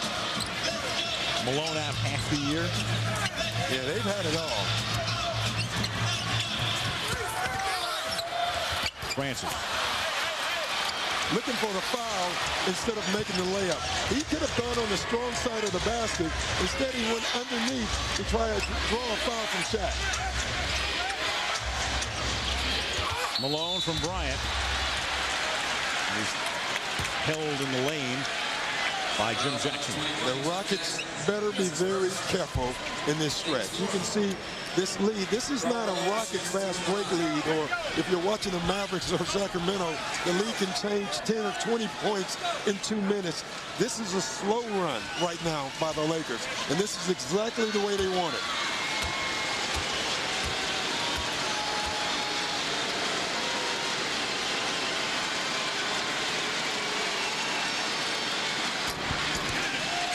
.25 for Karl Malone. Medvedenko comes into the game. Oh, I love the cat and mouse. Look at this. Shaq goes out, and Jeff Van Gundy brings Yao in because he now wants Yao to have a little bit of time on the floor with Shaq off the floor. I love the cat and mouse by the two coaches right now. So the 7-6 guy comes in for Houston as O'Neal leaves. Shaq at 7-1. Malone makes them both for 26. I will say that, I mean, it's an amazing thing, especially when you sit here and you watch it live, the way Yao kind of dwarfs Shaq. I mean, it's just an amazing thing to see O'Neal and to see them go back on the court together. He is almost dwarfed by Yao Ming.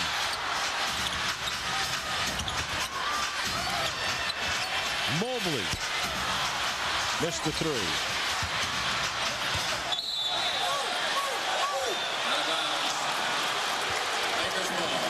See, you're wondering why Jeff Van Gundy would bring in Yao with 4 fouls.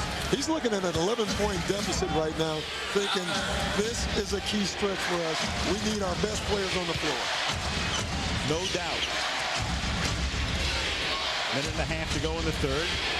Biggest Laker lead of the game, 11 points.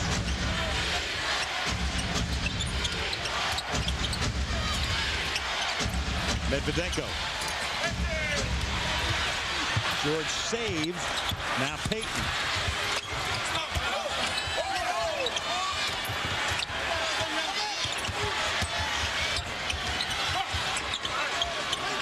Good Rocket defense and great patience by the Lakers. Finally, Payton's free. 4-3. Wow. Great patience. Great patience. They had 3 or 4 average shots that they turned down. They used the clock, and they got the exact shot they wanted. I'm not saying that was the dagger, but that was big. And then Yao answers with a deuce on the other end to make it a 12-point game. And look at the Lakers. They're walking the ball up. No hurry. Use the clock. Put the Rockets crowd to sleep. Lakers look like a team with a lot of playoff experience, and of course that is the case. Along with Utah almost every year, Peyton, Seattle a lot. Shaq and Kobe you know about, Devin George as well. You know, that's true. But the only thing is they don't have playoff experience together. You know, Karl Malone and Peyton have been in a ton of playoff series, but they haven't been in it with Kobe Bryant. They haven't been in it as role players. And that's a good point. They keep saying they're going to get it together, but if you're not going to get it together by the end of April, when are you going to get it together? 10-point game, waning seconds in the lane. It's Medvedenko, and the Lakers can't get a shot away. Yeah, nice finish by the Rockets, scoring those last 4 points, cutting it to 10, getting them back in this game. But the Lakers outscore the Rockets 24-18 in the third quarter. End of 3. The Lakers lead by 10 in the NBA on ABC. Continues after this message and a word from our ABC stations.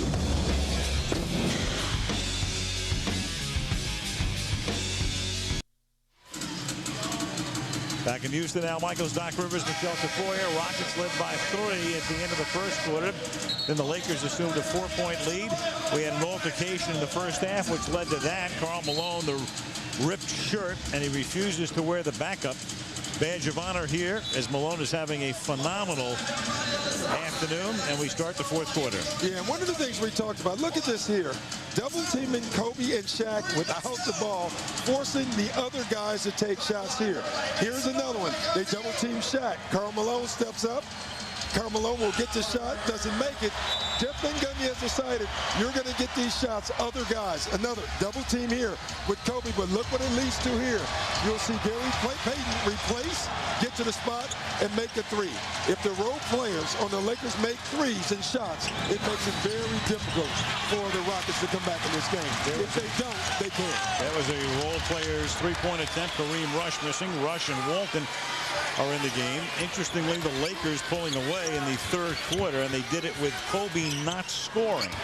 And O'Neal with 4 points. Jackson, loading hook, makes it an 8-point game. Jimmy Jackson has been huge in the second half. He has allowed the Rockets to hang close. He's now their leading scorer. Jackson has 14 points. 10 in this half. Kobe. Yeah, the problem with double teaming Kobe with Yao away from the basket, Kobe doesn't care if Yao is double teaming him because he knows he can still go around it.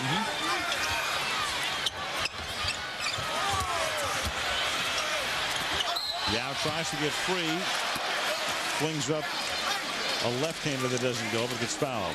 Now here's this double team, and this is what we're talking about. Look at Jeff Van Gundy. Come, double. Yao doubles. The problem is Kobe's looking at Yao and thinking, that doesn't matter. I'm still quicker than you. And Jeff is thinking, come on, Yao, move your feet. Well, Van Gundy, as he's prone to do out on the court, Kobe Bryant has just picked up his 4th foul. Which is huge. You know, the story that really hasn't been talked about is Mobley in the first half was in foul trouble, and that allowed Kobe to be free. He's not scoring, but he's getting everyone else great shots. Now Mobley has 3, Kobe has 4, Yao has 4. O'Neal has 3. Early fourth quarter, Lakers trying to go back to LA for game 5, which is Wednesday night, and go back with a 3-1 lead. Houston trying to secure a 6th game as O'Neal jams it in and gets fouled. Another one, in my opinion, that Yao Ming has to allow. Once Shaq gets it above his waist, you are not going to stop him from getting it to the basket when he's that deep. Yao Ming should have backed off and allowed him to have that dunk. Now he has 5 fouls, and he has to sit. And he has to come out of the game with 10:37 remaining in the fourth as O'Neal goes to the free throw line to try to make it an 11-point game. I've never seen Patrick Ewing look so small. It's amazing. I thought that was Ewing's son. O'Neal over Cato. And Walton is there, tried to get the rebound, couldn't. Francis has to be big right now. Jump ball.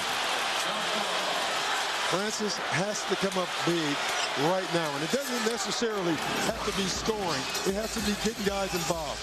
Great defense by Russ there. Especially with Yao on the bench with 5 fouls. Francis has done a good job having the Lakers holding him in check. 3 out of 7 from the field with 10 points. I mentioned before, I said if you sit here as we do at courtside and you watch Yao and Shaq, it's an amazing thing to see Shaq smaller than anybody, and then Ewing looks like and Patrick Ewing's a pretty big guy.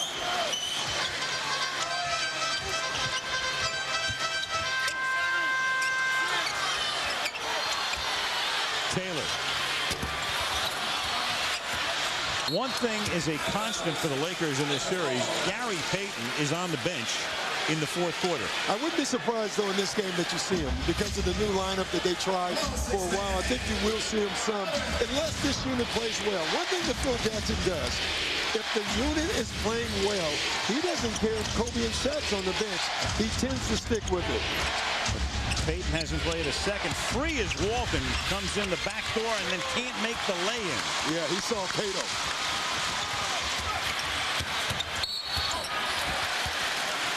Jimmy Jackson, Al, I'm just going to keep saying it, is single-handedly right now keeping this Rocket team in this game. Without him, this game would be over. You're right, because Francis has been, for him, a non-factor. Mobley with those 3 fouls early, he's 3 out of 13. Yao is on the bench. Cato, you know, is going to give you defense. He's giving them a little offense today with 10 points. And Jackson's the guy.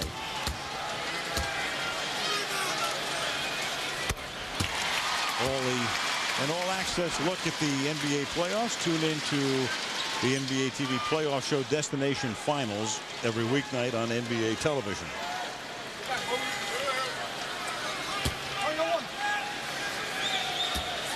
Lakers have shot 26 free throws and only 10 so far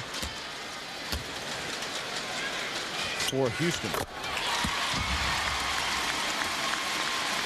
Jackson makes them both. That's 16 points for him. 8-point game now. Rockets are hanging close. And that's what they have to do right now.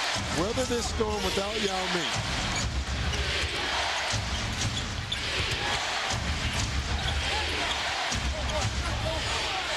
Bryant feeds Walton. Rejected. Swatted out of bounds by Cato. The first time Walton got a layup, he missed it because he saw Cato. This time, he should have seen him because Cato's right there and gets a great block. And Cato's had a terrific game. That's going to give the Lakers only 4 seconds on the shot clock when they inbound it. Phil Jackson takes the timeout. 9:16 remaining. Fourth quarter, game 4. Lakers by 8. Tirico in New York with his Gatorade X Factor studio update. If you're just getting in, there's a team that is into the second round. The Indiana Pacers, after Boston knocked them out last year, they returned the favor with 4 double-digit wins in the sweep of the Celtics. Now 2 more teams may be swept tonight. Knicks trying to get 1 against the Nets. Grizzlies at home trying to get 1 against the Spurs. Both of those games on TNT this evening. We send it back to Al, Dr. Michelle in Houston. Thank you, Mike. Now, you were down here with Tom Tolbert the other night on ESPN, and they didn't do this to you, did they? I mean, they have in every arena now. They have this "give them a kiss" thing, which they put up on the big. Look at this.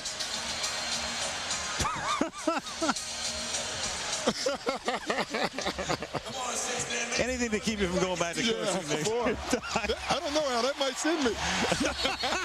That's right. I'm going right to the golf course. Full retirement. You're right. Here's Derek Fisher. They had 4 seconds to get the shot off the top of the backcourt. And now it's an 8-point game, and Houston has the ball. And a chance to get right back in this game with Yao Ming sitting on the bench. This is huge for the Rockets if they can score. Walton comes out to take Mobley out to midcourt. 10 on the clock. Taylor in the lane to Cato, and the foul, I believe, before the shot. Foul is on Fisher. Well, Fisher raised his hand. Yeah, you're right. Kobe was standing there, and pretty smart play. They did not want Kobe to pick up that 5th foul. They're going to call it a shooting foul. Foul is on Fisher. You can see, and I couldn't see who it was really on. Yeah. It was on Fisher, so it was a great call.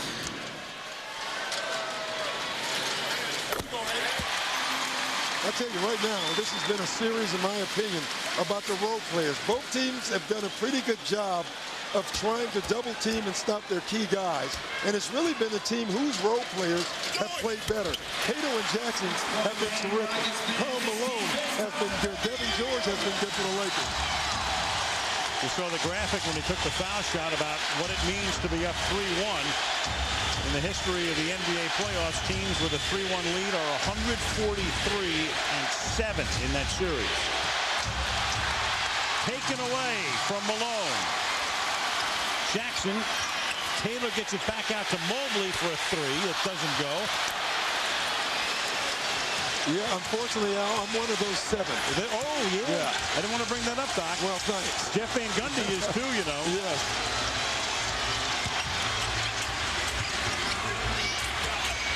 Fisher, long 2. Bryant collects it. Trying to get it to Shaq, and Shaq goes down hard. Taylor over Malone off the glass. The Rockets have fought back into this game. I mean, this is an impressive run from a team who hasn't been in the playoffs. And Gary Payton, who has not played a single minute in the last 2 games in the fourth quarter, will come in as Shaq gets it to drop. So there is Payton, who played 3.5 minutes in the fourth quarter in the first game, 0 in the second, 0 in the third. Back into the next stoppage.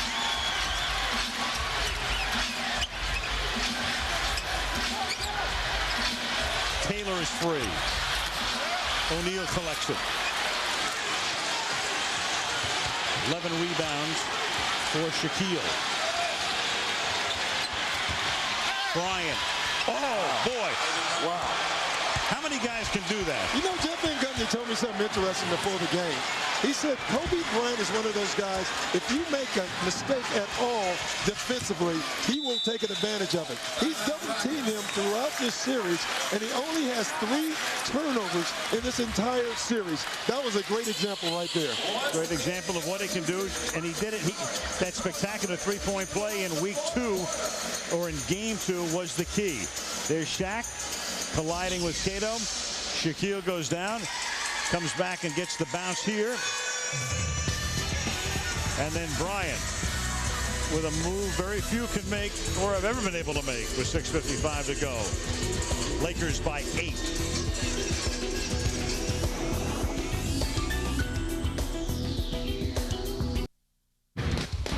The NBA on ABC, brought to you by The Day After Tomorrow. When it's all on the line, play like there's no tomorrow. Kia Motors. Kia, make every mile count. And Miller. Vote Miller for President of Beers. Good call. In Houston, here's today's All-State Good Hands play. Well, Al, we talked about Shaquille O'Neal and his great hands. That's a heck of a catch by him. If he played football, where would he play? Well, tight end is the obvious spot. He might be a wideout. Here we watch Kobe split the double team, take the hit, make the shot, and what do you get when you make that shot when you're coming back to the bench? High five and Phil Jackson. Phil peeved about maybe a prior play? Yeah, I think it was. I don't know what it was. I think it was a lob, but I'm not sure. Francis. And now Francis says, let me hear it. Well, the reason they haven't been hearing it too much is that Steve's been pretty quiet. Yeah, he has been quiet, but he has to be big here. 6.5 to go. Gary Payton is in the game.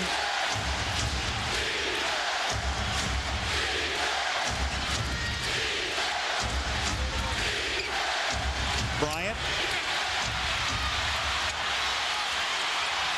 Lakers battle, and Kobe got smacked in the face. Fighting for the ball. And it looked like poked in the eye. When you see a player react, it's usually his eyes. And Kobe doesn't react very often.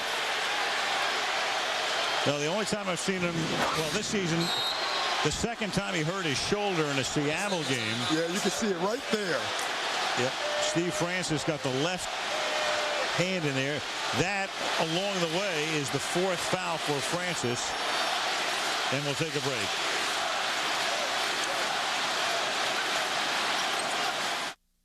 With this computer, you can even edit and burn home movies on DVD. That'll be great for the stuff we'll shoot on vacation. Oh, where are you going? Rafting.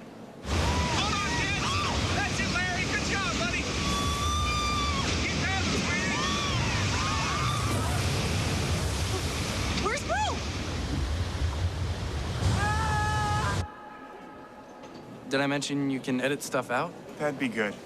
Thousands of possibilities. Get yours. Best Buy. Back, a live shot of Bryant just before we came back. Jackson, who played the stern father the last time Kobe went to the bench, was now the consoling, concerned parent when Kobe came over. Yeah, it's pretty interesting. I've always thought that, you know, as a coach, you get on your players, but it's never personal. It's about winning, and you really care about your players, and I think Phil Jackson just showed a little bit of that to Kobe. Kobe still blinking out on the court, but staying in the game. Didn't want to come out. Gary Vitti was trying to get him over to the bench, the Lakers trainer. Shaq has it. Throws it underneath and off Malone. Wow. And once again, they left Malone, and Malone got to a spot under the basket where he was wide open, and Shaq couldn't see it. Only the 7th turnover for the Lakers today. I tell you, you're Phil Jackson. You're not happy with this game because they've had chances to take them out. Now it's a 2-point game, and this game can go either way now. Steve Francis making it 77-73. That's 14 for him.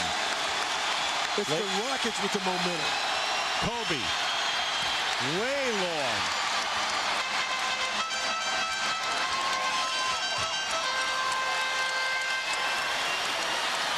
Mobley on Malone. Loses control of it, but gets hit on the arm. And that foul is going to be on Malone. Al, you remember when the Lakers had that 12-point lead? They looked comfortable, and we talked about it earlier in the game. The one thing you don't want the Lakers to have is a lead because this new team gets comfortable and very good. Now that's been all taken away, and you can see it on their faces. This is an uncomfortable game now for the Los Angeles Lakers. Kareem Rush, who can light it up from three-point land and has in this playoff series, will come in. Lakers' largest lead was 14 points. It's a 3-point game right now. Mobley can make it 2. Rush comes in. And Kobe Bryant goes out. 5:21 remaining in the 4th period.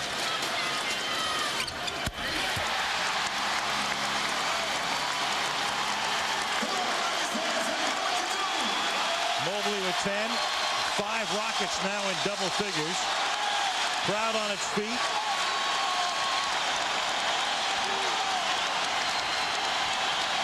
Rush.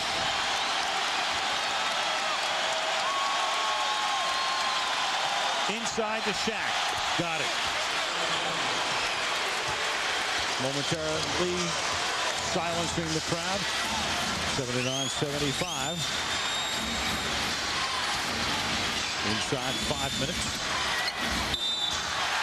Taylor. Payton's going to try to take the blame for the foul, but they're going to call it on Shaq. The foul is on Shaquille. And that's a huge bucket there by Shaquille O'Neal.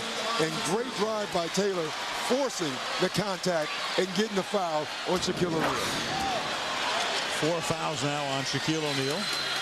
This is reminiscent, Doc, of a game we did on Christmas in L.A.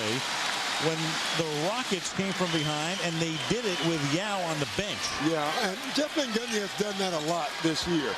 You know, he's another guy. He looked at his team. They're playing well right now, so he's going to stay with the unit that's playing well right now instead of trying to upset it by bringing a guy in, even if he is Yao Ming. Meanwhile, the Lakers still with Bryant on the bench as Payton drives the lane, floats one home. Yeah, and the tough part of that was Cato could not come to help because there was nobody to help him on Shaq.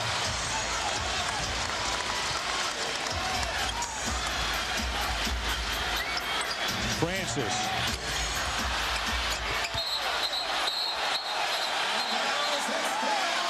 And they're going to say it's off the Lakers. And another play called by Cato. You know, he will get no stat number in that play, but Cato is responsible right here for the Rockets getting the ball back with his hustle.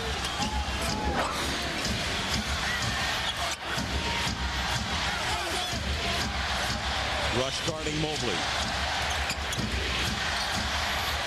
uncontested two is no good by Taylor, and Malone gets the board. Yeah, but a step outside of Taylor's range. You know, the Lakers would take that shot from that distance. Malone now has 10 rebounds to go with his 26 points, 20 of which came in the first half, and it's a kicked ball.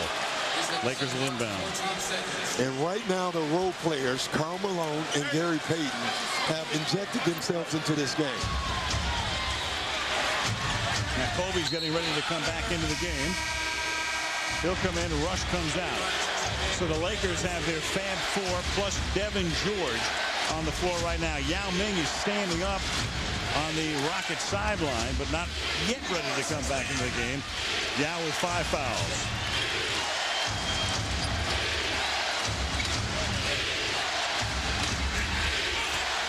Bryant.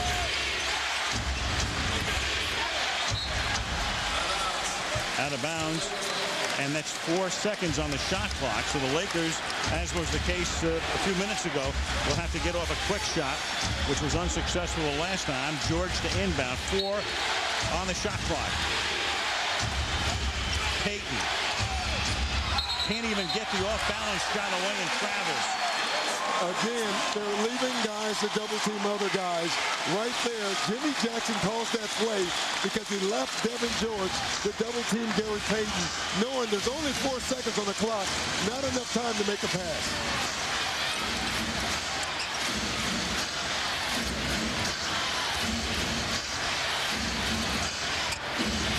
Francis. Bryant for the rebound. So Steve very much trying to take over as he did in Game 3 on Friday night. Yeah, he has to. That was a good shot. Just didn't go in. Bryant gets doubled. George works it inside to Shaq. Short. Tatum gets the rebound. Rockets are hanging around. 3 minutes to play. O'Neal comes all the way out to defense Mobley, and then as Malone starts down the floor, there's a foul. You know, I was struck by the closeout speed on Karl Malone. That ball was bouncing on the floor. Taylor and Malone were in the same spots as far as distance, and Karl Malone gets to the ball. Watch this deflection. You see them both there. Karl Malone gets there first.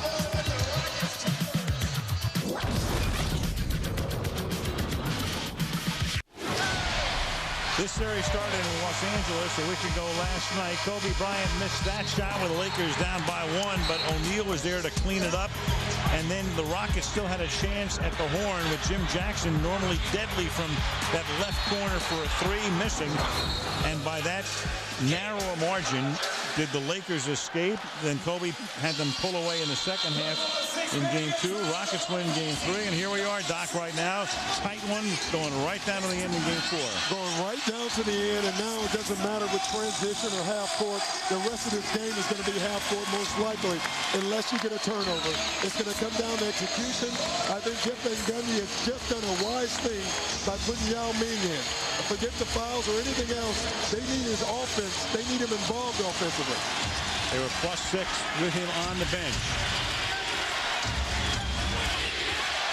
Now guarding Malone. Here's Kareem Rush, and Rush had that one partially blocked. Payton is still in. Rush had come in for Devin George. That's the second time in 2 games in a row down the stretch Phil Jackson has come out of timeout and run plays for Kareem Rush. And neither's worked.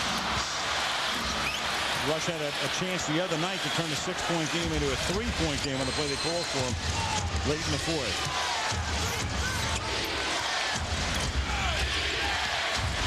Payton, it'll fall away.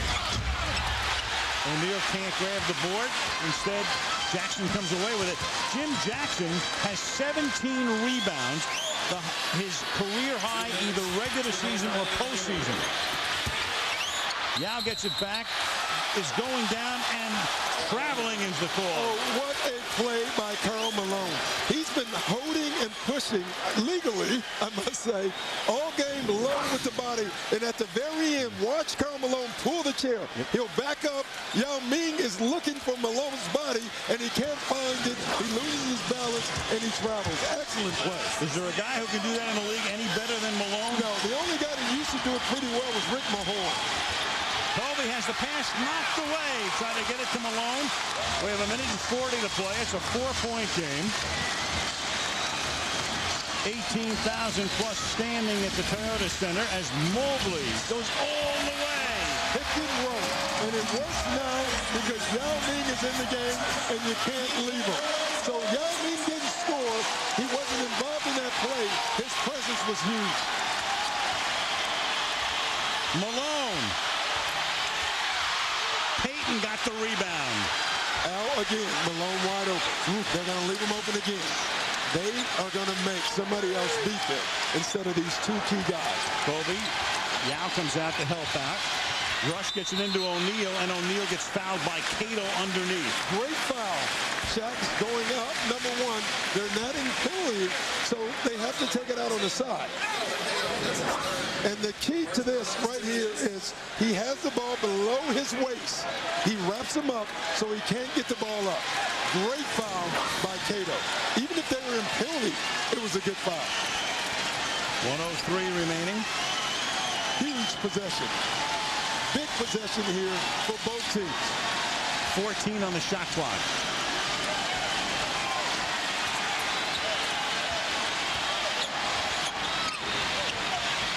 Six on the clock. Bryant's got to put it up. Under 50. 2-point game. Francis. He's inside the arc. Ties it.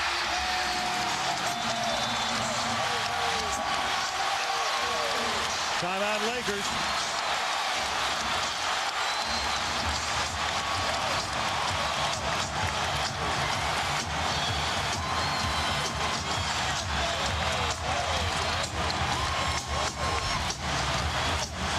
Steve Francis with 16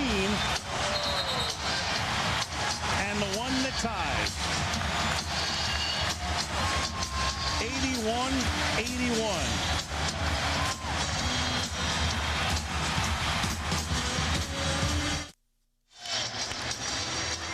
World News Tonight Sunday are your local news coming up except on the West Coast.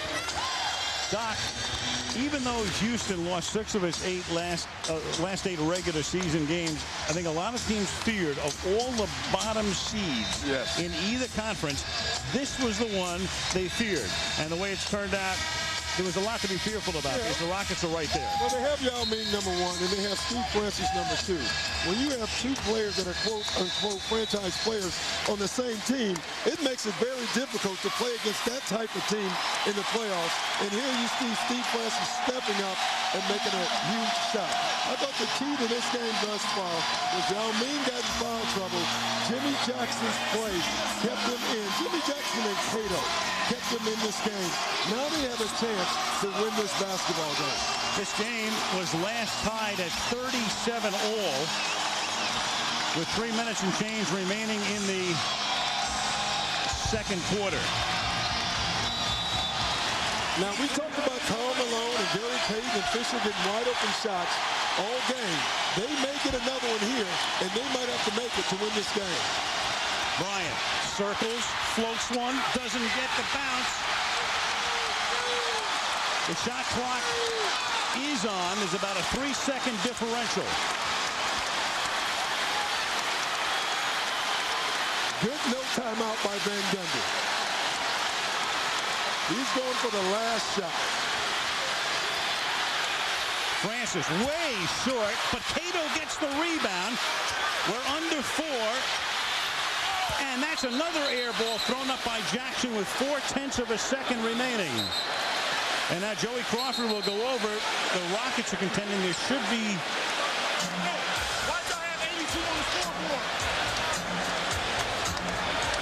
I think what they want to check is the 24-second clock. I'm thinking so too right now. Sure. They're thinking the ball didn't hit the rim, neither shot. And they want to check when the Rockets got the rebound, how much time was on the clock. You know, there's a 2-second difference here, almost 3 seconds. If the ball didn't hit the rim, it's no way that it can be 0.4. Right. It has to be 2 seconds left on the clock unless the officials are saying that the ball hit the rim on one of those shots. And I don't think it did. I think they turned the clock off. This is the correct call. They're going to put 3.1 back on the clock. But the question I have right now, why I'm hesitating for a second, it looks like the Lakers should have the ball, so this would work against Houston. I mean, did any Laker touch the ball before it went out of bounds? I think they're going to give the ball to the Lakers. They have to. So unless they say the ball hit the rim. Right. If the ball hits the rim, it's a new 24-second clock, and you can get it. So the Rockets were actually arguing against themselves the way it looks at the moment. We'll be back in a second. Here's Mike Tirico in New York.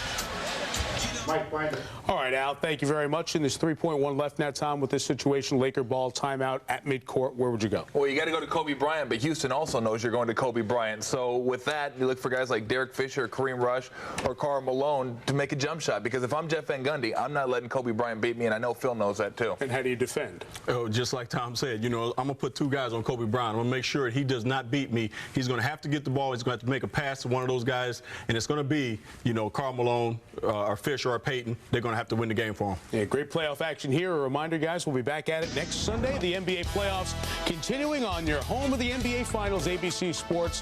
We'll see you at 3 Eastern for GMC NBA Hang Time. We're going to be doing some hanging for overtime here. Let's see what happens. Back to Al, Doc, and Michelle in Houston. All right, Mike. This may be treated as a shot clock violation. Joey Crawford went over to the scorer's table, and that's what they're going to treat it as. And as it turns out, this is good for the Lakers, who take a timeout and have extra time on the clock and inbound the ball at midcourt. Excellent officiating. They were right.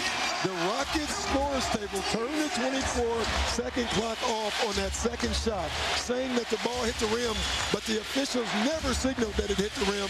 It should have been a 24-second violation and give the ball back to the Lakers. Excellent officiating right here. And now there's a timeout taken as the teams come out, as there normally is, to take a look at what the initial alignment was. So the Rockets were arguing, in effect, against themselves when the clock was at 0.4 of a second, even though Crawford would have seen it anyway. He was on his way over there. And here is Crawford, of course, who spent, you know, an hour in a hospital earlier today. Here he was going over to the scorer's table. Yeah. Got nothing hitting the rim. Absolutely. So we got a violation. All right. Violation. Relax. We got LA's ball on the side. There was a difference of 3.1. Was there a difference of 3.1? Somebody talk to me. You know what's funny, Al, is he's talking to 3 guys who work in Houston. They don't want to tell him. But look at the shot clock. It doesn't hit anything. Now look at the clock. It goes off. That was a wrong move by the scorer's table. Right. Great officiating that they caught it. The guy screaming relax was the only guy yelling. Yeah, that's Joey Crawford. That's right. And he said it right away. The key thing that the official said, Joey Crawford said, was, I didn't see anything hit the rim, did you? Both officials said no. So from that point on, 24-second violation. Anything that happened after that was a non-issue. They were going to stop the game anyway. Well, as everybody who follows the NBA knows, it was Kobe on the last night of the regular season with those 2 miracle shots, one in regulation, the other in double overtime. And right now, Payton will inbound. And watch Derek Fisher on this also. Here comes Kobe. Do we see Portland again? No. Overtime.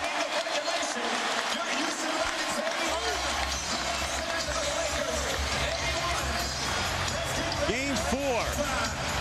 What a beauty. It has been, and in my opinion, the tie goes to the Rockets. They are ecstatic to be taking this game in overtime with Yao Ming being in foul trouble most of the fourth quarter. 81-81. The NBA on ABC continues with overtime after this message and a word from our ABC stations.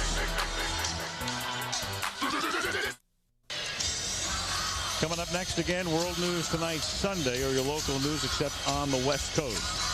Primetime lineup tonight, America's Funniest Home Videos, Extreme Makeover, Home Edition, Alias, and then The Practice to wrap it up. But there's a lot more to go before we wrap this one up. First overtime game of the 2004 NBA playoffs. Pivotal game. Either the Lakers go home up 3-1 for Game 5 on Wednesday, or they go back to L.A. 2-2, which means a definite 6th game here in Houston next Saturday. Yeah, and obviously that's not the situation the Lakers want, but obviously the situation that the Rockets need. O'Neal and Cato. Shaq has 17, Malone 26, Bryant 12, and Kobe 5 of 17 from the field today. He's 12 out of 37 is Bryant in the last 2 games. Meanwhile, Jim Jackson having just a phenomenal game, 16 points, 19 rebounds for the Rockets. And credit Rockets defense in the reason that Kobe Bryant is struggling. The double teams. Again, Yao playing with 5 fouls, and here's Bryant who can't make the shot. Yao had to think about that 6th foul. Payton. Come on, baby. Can't make that one either. And the reason Gary Payton got to the paint is interesting. When Kobe drives, he takes the whole team with him. When Gary Payton drives, just that guy guarding him helps. Kobe was in the corner. Payton drives. Jimmy Jackson stays at home with Kobe. They are just not going to let Kobe get off. And if someone else beats him, then they beat him. Payton now 1 out of 3 from the free throw line today.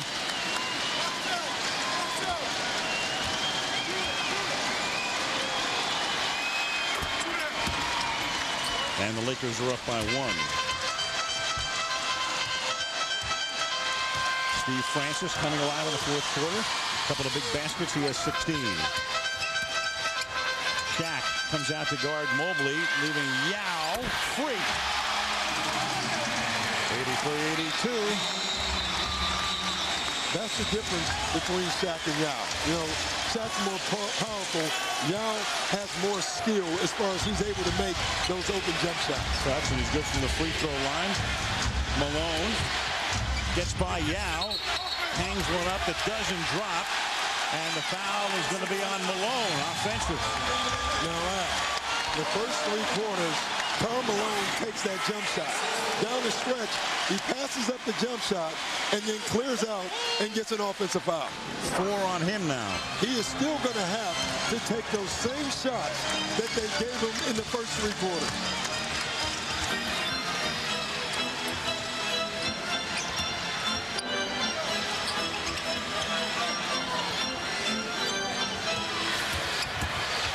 Francis.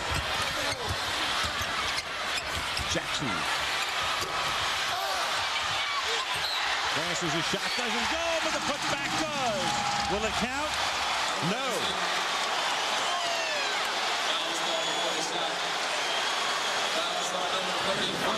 Foul is on Shaquille O'Neal. That's his 5th. And what Joey Crawford was calling it on, you can see it with that angle, was Shaq was grabbing his jersey, and he called it on that before Yao got the ball. So good call. Non-shooting foul. Mobley now. Mobley going to the hoop. 85-82, Houston. I think they believe that. Bryant gets fouled. Who's the foul on here?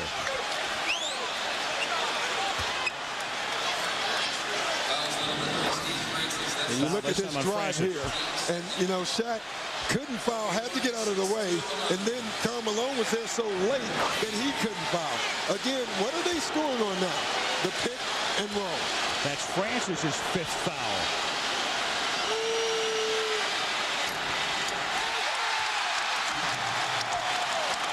All this is a result of the Jeff Van Gundy and the Rockets double teams. Even the free throws. When you don't get shots, when everything's forced, you get no rhythm. 1 out of 2 for Bryant. 3:16 remaining. Rockets by 2. Rockets must execute down the stretch here. Mobley. That would have been a 2. Bryant.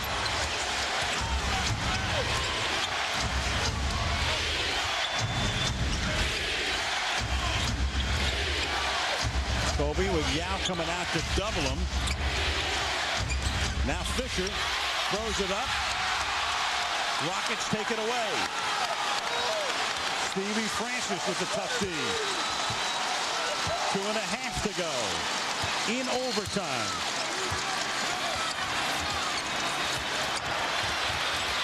To the basket goes Mobley. Pick and roll.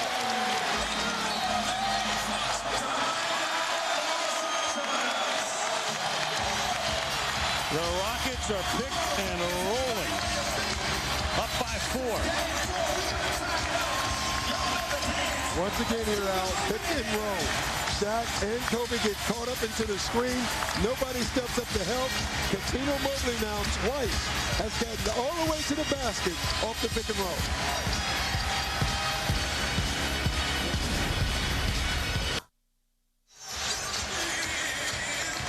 .221 remaining in overtime. We were tied at 81 at the end of regulation.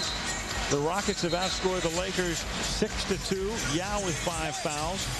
Francis with 5 fouls. O'Neal with 5 fouls. And Al, to start this game, we said the Lakers had to do 2 things. 1, get back in transition, and 2, defend the pick and roll. And in this overtime thus far, the Rockets have scored every bucket by running the pick and roll. Another timeout taken here, and there's no reason to think they'll stop. Back in a moment.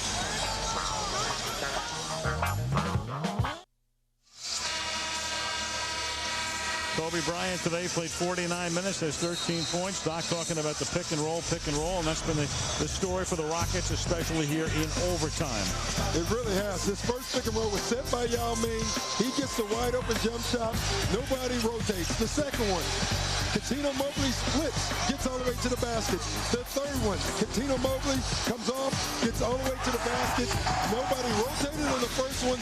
No one stepped up on the next 2. 6 points for the Rockets in overtime.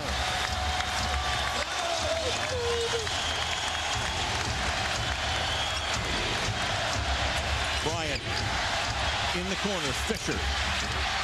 Payton gets the rebound.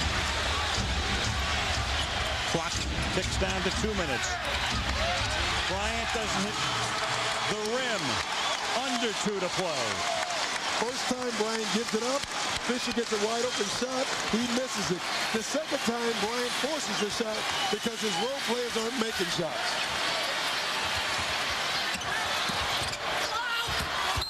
Underneath. It's out of bounds to the Rockets with 6 ticks left on the 24. Rockets take a 22nd timeout here. Doc, we're heading at the moment for a best-of-3 series. Yeah, and that's exactly the way the Rockets want it. And if the Rockets pull this off, we do have a series. And you will no longer hear that the Lakers say, well, we're not concerned. Because if they lose this game, they better be concerned.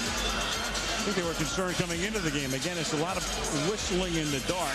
All year long, the Lakers, no matter what was going on, no matter how many travails there were in any period of time, we're going to be all right. It'll be okay.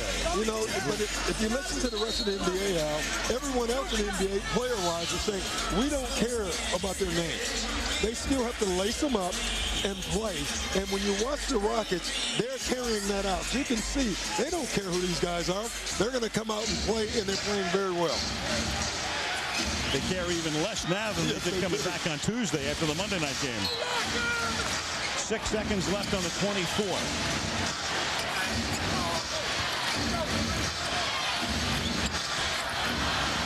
Shaq with the board.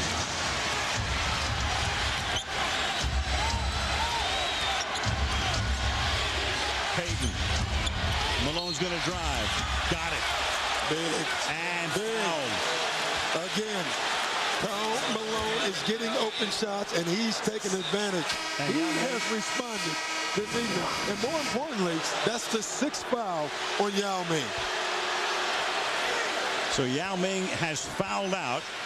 But the Rockets know they can hang with the Lakers even without him, because while he was on the bench in the 4th quarter, they were able to outscore the Lakers during that stretch. They beat him on Christmas night with Yao on the bench. So they'll have to do it without him again in a game right now that's 87-83. Yeah, the key here, though, is Steve Francis, Mobley, Jackson. Someone on that team is going to have to step up. The other guy that I would assume that Jeff Van Gundy brings in is Maurice Taylor. He's been terrific down the stretch, and in 4th quarters for the Rockets, it's a tough matchup for the Lakers.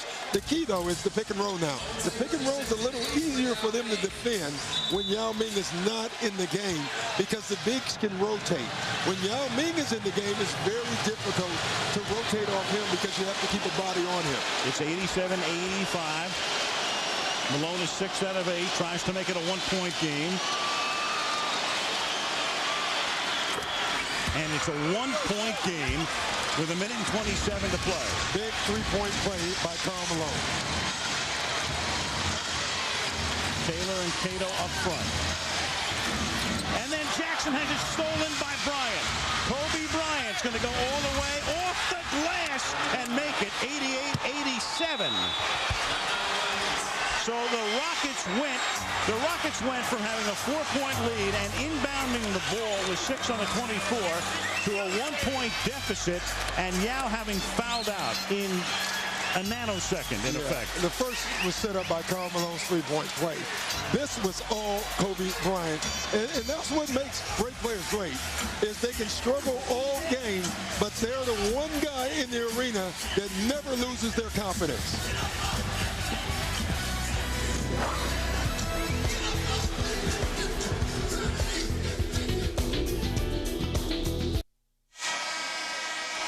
Next Sunday, more coverage of the NBA playoffs on ABC. Don't know what the game will be yet, but you'll find it right here at 3 o'clock Eastern and 12 Pacific. Doc, I don't care what the sport is. Postseason is just extraordinary. It's just special. And overtime and postseason, off the charts. It's amazing. And I don't want to hear about the scoring stuff either, Al, because this is a low-scoring, unbelievable game to watch. And it's because of great defensive plays, exciting plays. And you look at the Lakers right now, with 10 seconds looked dead in the water ago, yet they have that heart of a champion. Them and San Antonio, those two teams that you can never count out. It took them literally 15 seconds to erase the 4-point deficit, take a 1-point lead. Francis bumps into Fisher, and they're going to call the foul on Derek Fisher. Yeah, and that's a tough call, because he lost the ball. You know, I really did. I thought Steve Francis lost the ball here, and then Derek, you can see the ball's lost already before the contact. So, but it didn't cost anything.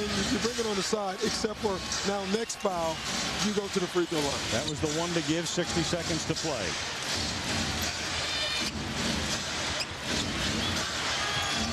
Francis. And Fisher tries to take that one away and got him, so that one will send Steve to the free throw line. Yeah, and that one it would have anyway. So even if he didn't commit the first one, where I thought was not a good one, this was a shooting foul anyway, so Francis still goes to the line. Yeah, that's a good call. The Rockets are 15 out of 17 from the free throw line. The Lakers are 17 out of 31 from the line. So the Lakers have been to the line a lot more. But part of the problem, of course, Shaq, 3 out of 11. And they've missed 14. The Rockets have missed 2 for the lead. No. And the rebound pulled down by Malone. Spectacular game for Karl. Offensively, defensively, 29 points. That big three-pointer. 11 rebounds for him. Bryant now all the way. Bryant slings it up, gets the bounce. The first time, Al, the first time this game, the Rockets did not send a double team. And I guarantee you it was a mistake. No double team. You can see Francis late here. Taylor late. Kobe gets all the way to the basket for a 3-point opportunity. I guarantee you that was miscommunication by someone on the Rockets not to come and get the ball out of Kobe's hands. Kobe just smells it when he goes to the basket, makes a three-point play out of it with under 40 to go. Kobe has 6 points in overtime. Francis nearly lost the ball and does because he has to save it at the end line, and the Lakers come back the other way. Jeff Van Gundy is not going to foul here because he will still have 7 seconds left. But the key is then they would have to make a 3. They have to make a 3, and they have to make sure the Lakers don't make anything here. Kobe's got the ball. Bryant slings it out to Fisher. He puts it up with the shot clock, and Malone gets the rebound. It would figure Malone again, naturally. Karl Malone. Wow. 13 rebounds, 29 points, 47 minutes, 40 years old, torn jersey. Unbelievable. Karl Malone has been absolutely unbelievable in this game. Francis is just fouled out. Gets a 6 foul. I mean, unbelievable he's been. He's been the quickest guy to the ball most of the game. It's one thing that he gets open shots. It's another thing that the 40-year-old player on the court is the quickest guy to react to balls the entire game. He's been amazing. Well, that'll be a scene if the Lakers go all the way. You're going to see that shot a lot. Malone with the jersey, and again, they do carry backup jerseys. He just refused. That all came as part of an altercation with Bosjan Nakbar in the first half. He picked up a technical during that period of time. He had 20 points in the half, and this is a guy who, of course, missed half the season with a knee injury. He really hasn't been totally healthy. He's been limping during practice. Yeah. He's walking around. He came in. He's anything but 100%. I think it's the best break of his life. Now, having said all this, he still has to make one of these free throws, and he's had a history. Karl Malone, if he makes this one, has just become the oldest player to score 30 points in a playoff game. Wow. And I'll tell you what, knowing the marketing in this country right now, in all of these outlets tomorrow, you're going to see Malone jerseys with tears in them. I mean, they don't miss an opportunity to exploit anything. Jeans with holes in them, Malone jerseys with tears. And the Rockets take a timeout.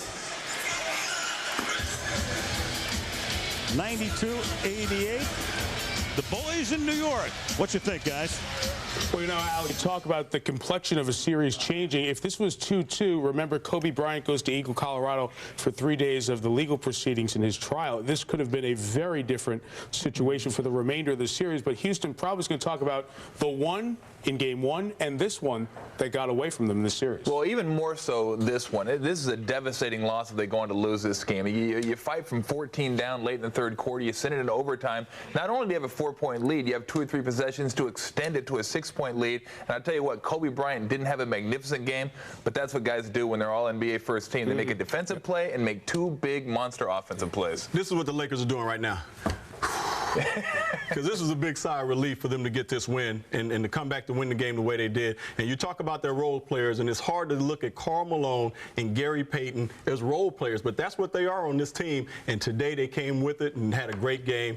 Hats off to Karl Malone. All the big guys did something at a big time. The Lakers almost blew a 10-point lead, which they only did in 1987 to the Warriors in the playoffs starting the fourth quarter. But it looks like, Al, that will not be the case. Back to you. All right, guys. Doc, I think Byron Scott summed it up perfectly. I mean, that's Waiting to Exhale should be the name of this movie. Yeah, it's no doubt. But, Jeff Van Gundy talked about Rocket turnovers all season. For Game 1, they had a ton of them. They've taken care of it since then.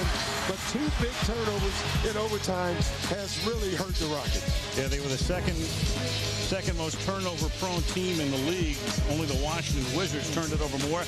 And Bryant, when you look at Bryant's numbers, they're not going to blow anybody away. 7 out of 21, 0 for 2 from three-point land, 6 rebounds, 5 assists.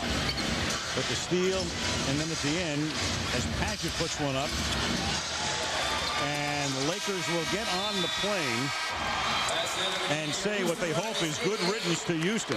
Had they lost, they knew they'd be making a trip back here at the end of next week. Now they can wrap it up if they win the game in Staples Center on Wednesday, which will be a 5th game. And so the Los Angeles Lakers in the same bracket with San Antonio, and the Spurs trying to wrap up their series in advance tonight, are up 3-1 in an overtime game here in Houston. Somehow, some way, Malone, of course, is the big man. Let's go to Michelle. Karl Malone, talk about the overtime period and just your ability to maintain energy throughout this game. Well, that's what you work all the summer for, is games like this. We don't think about getting tired, but I think everybody did a great job down the stretch. Now made here hit some big buckets for us to get us a little cushion there. We were able to do it, but these kind of games right here you dream about. You didn't want to take off the jersey. What does it represent to you? Warrior, been a warrior. The more banging it is, the more my jersey get tore. I love it. I love it. Karl, thanks. Congratulations. Kobe, talk about the overtime period. What worked for you there? You know, I just had to do what I do best. You know, there weren't any gaps throughout the course of the game. I just had to be patient and attack early and try to close them out. What were you guys thinking going into that overtime, and then you're down by 4? How concerned were you that this was going to be a Houston win? Well, I mean, the concern is always there, but what I told the guys is that there's a lot of time. And we've been in this position before, and there was so much time left. You know, the important thing was just to get a stop, go down, score, and stop them. You got poked in the eye pretty badly, it looked like. How is it feeling? What happened? I think Francis got me pretty good in the eye. At one moment, when I took a shot, I saw about 3 baskets up there.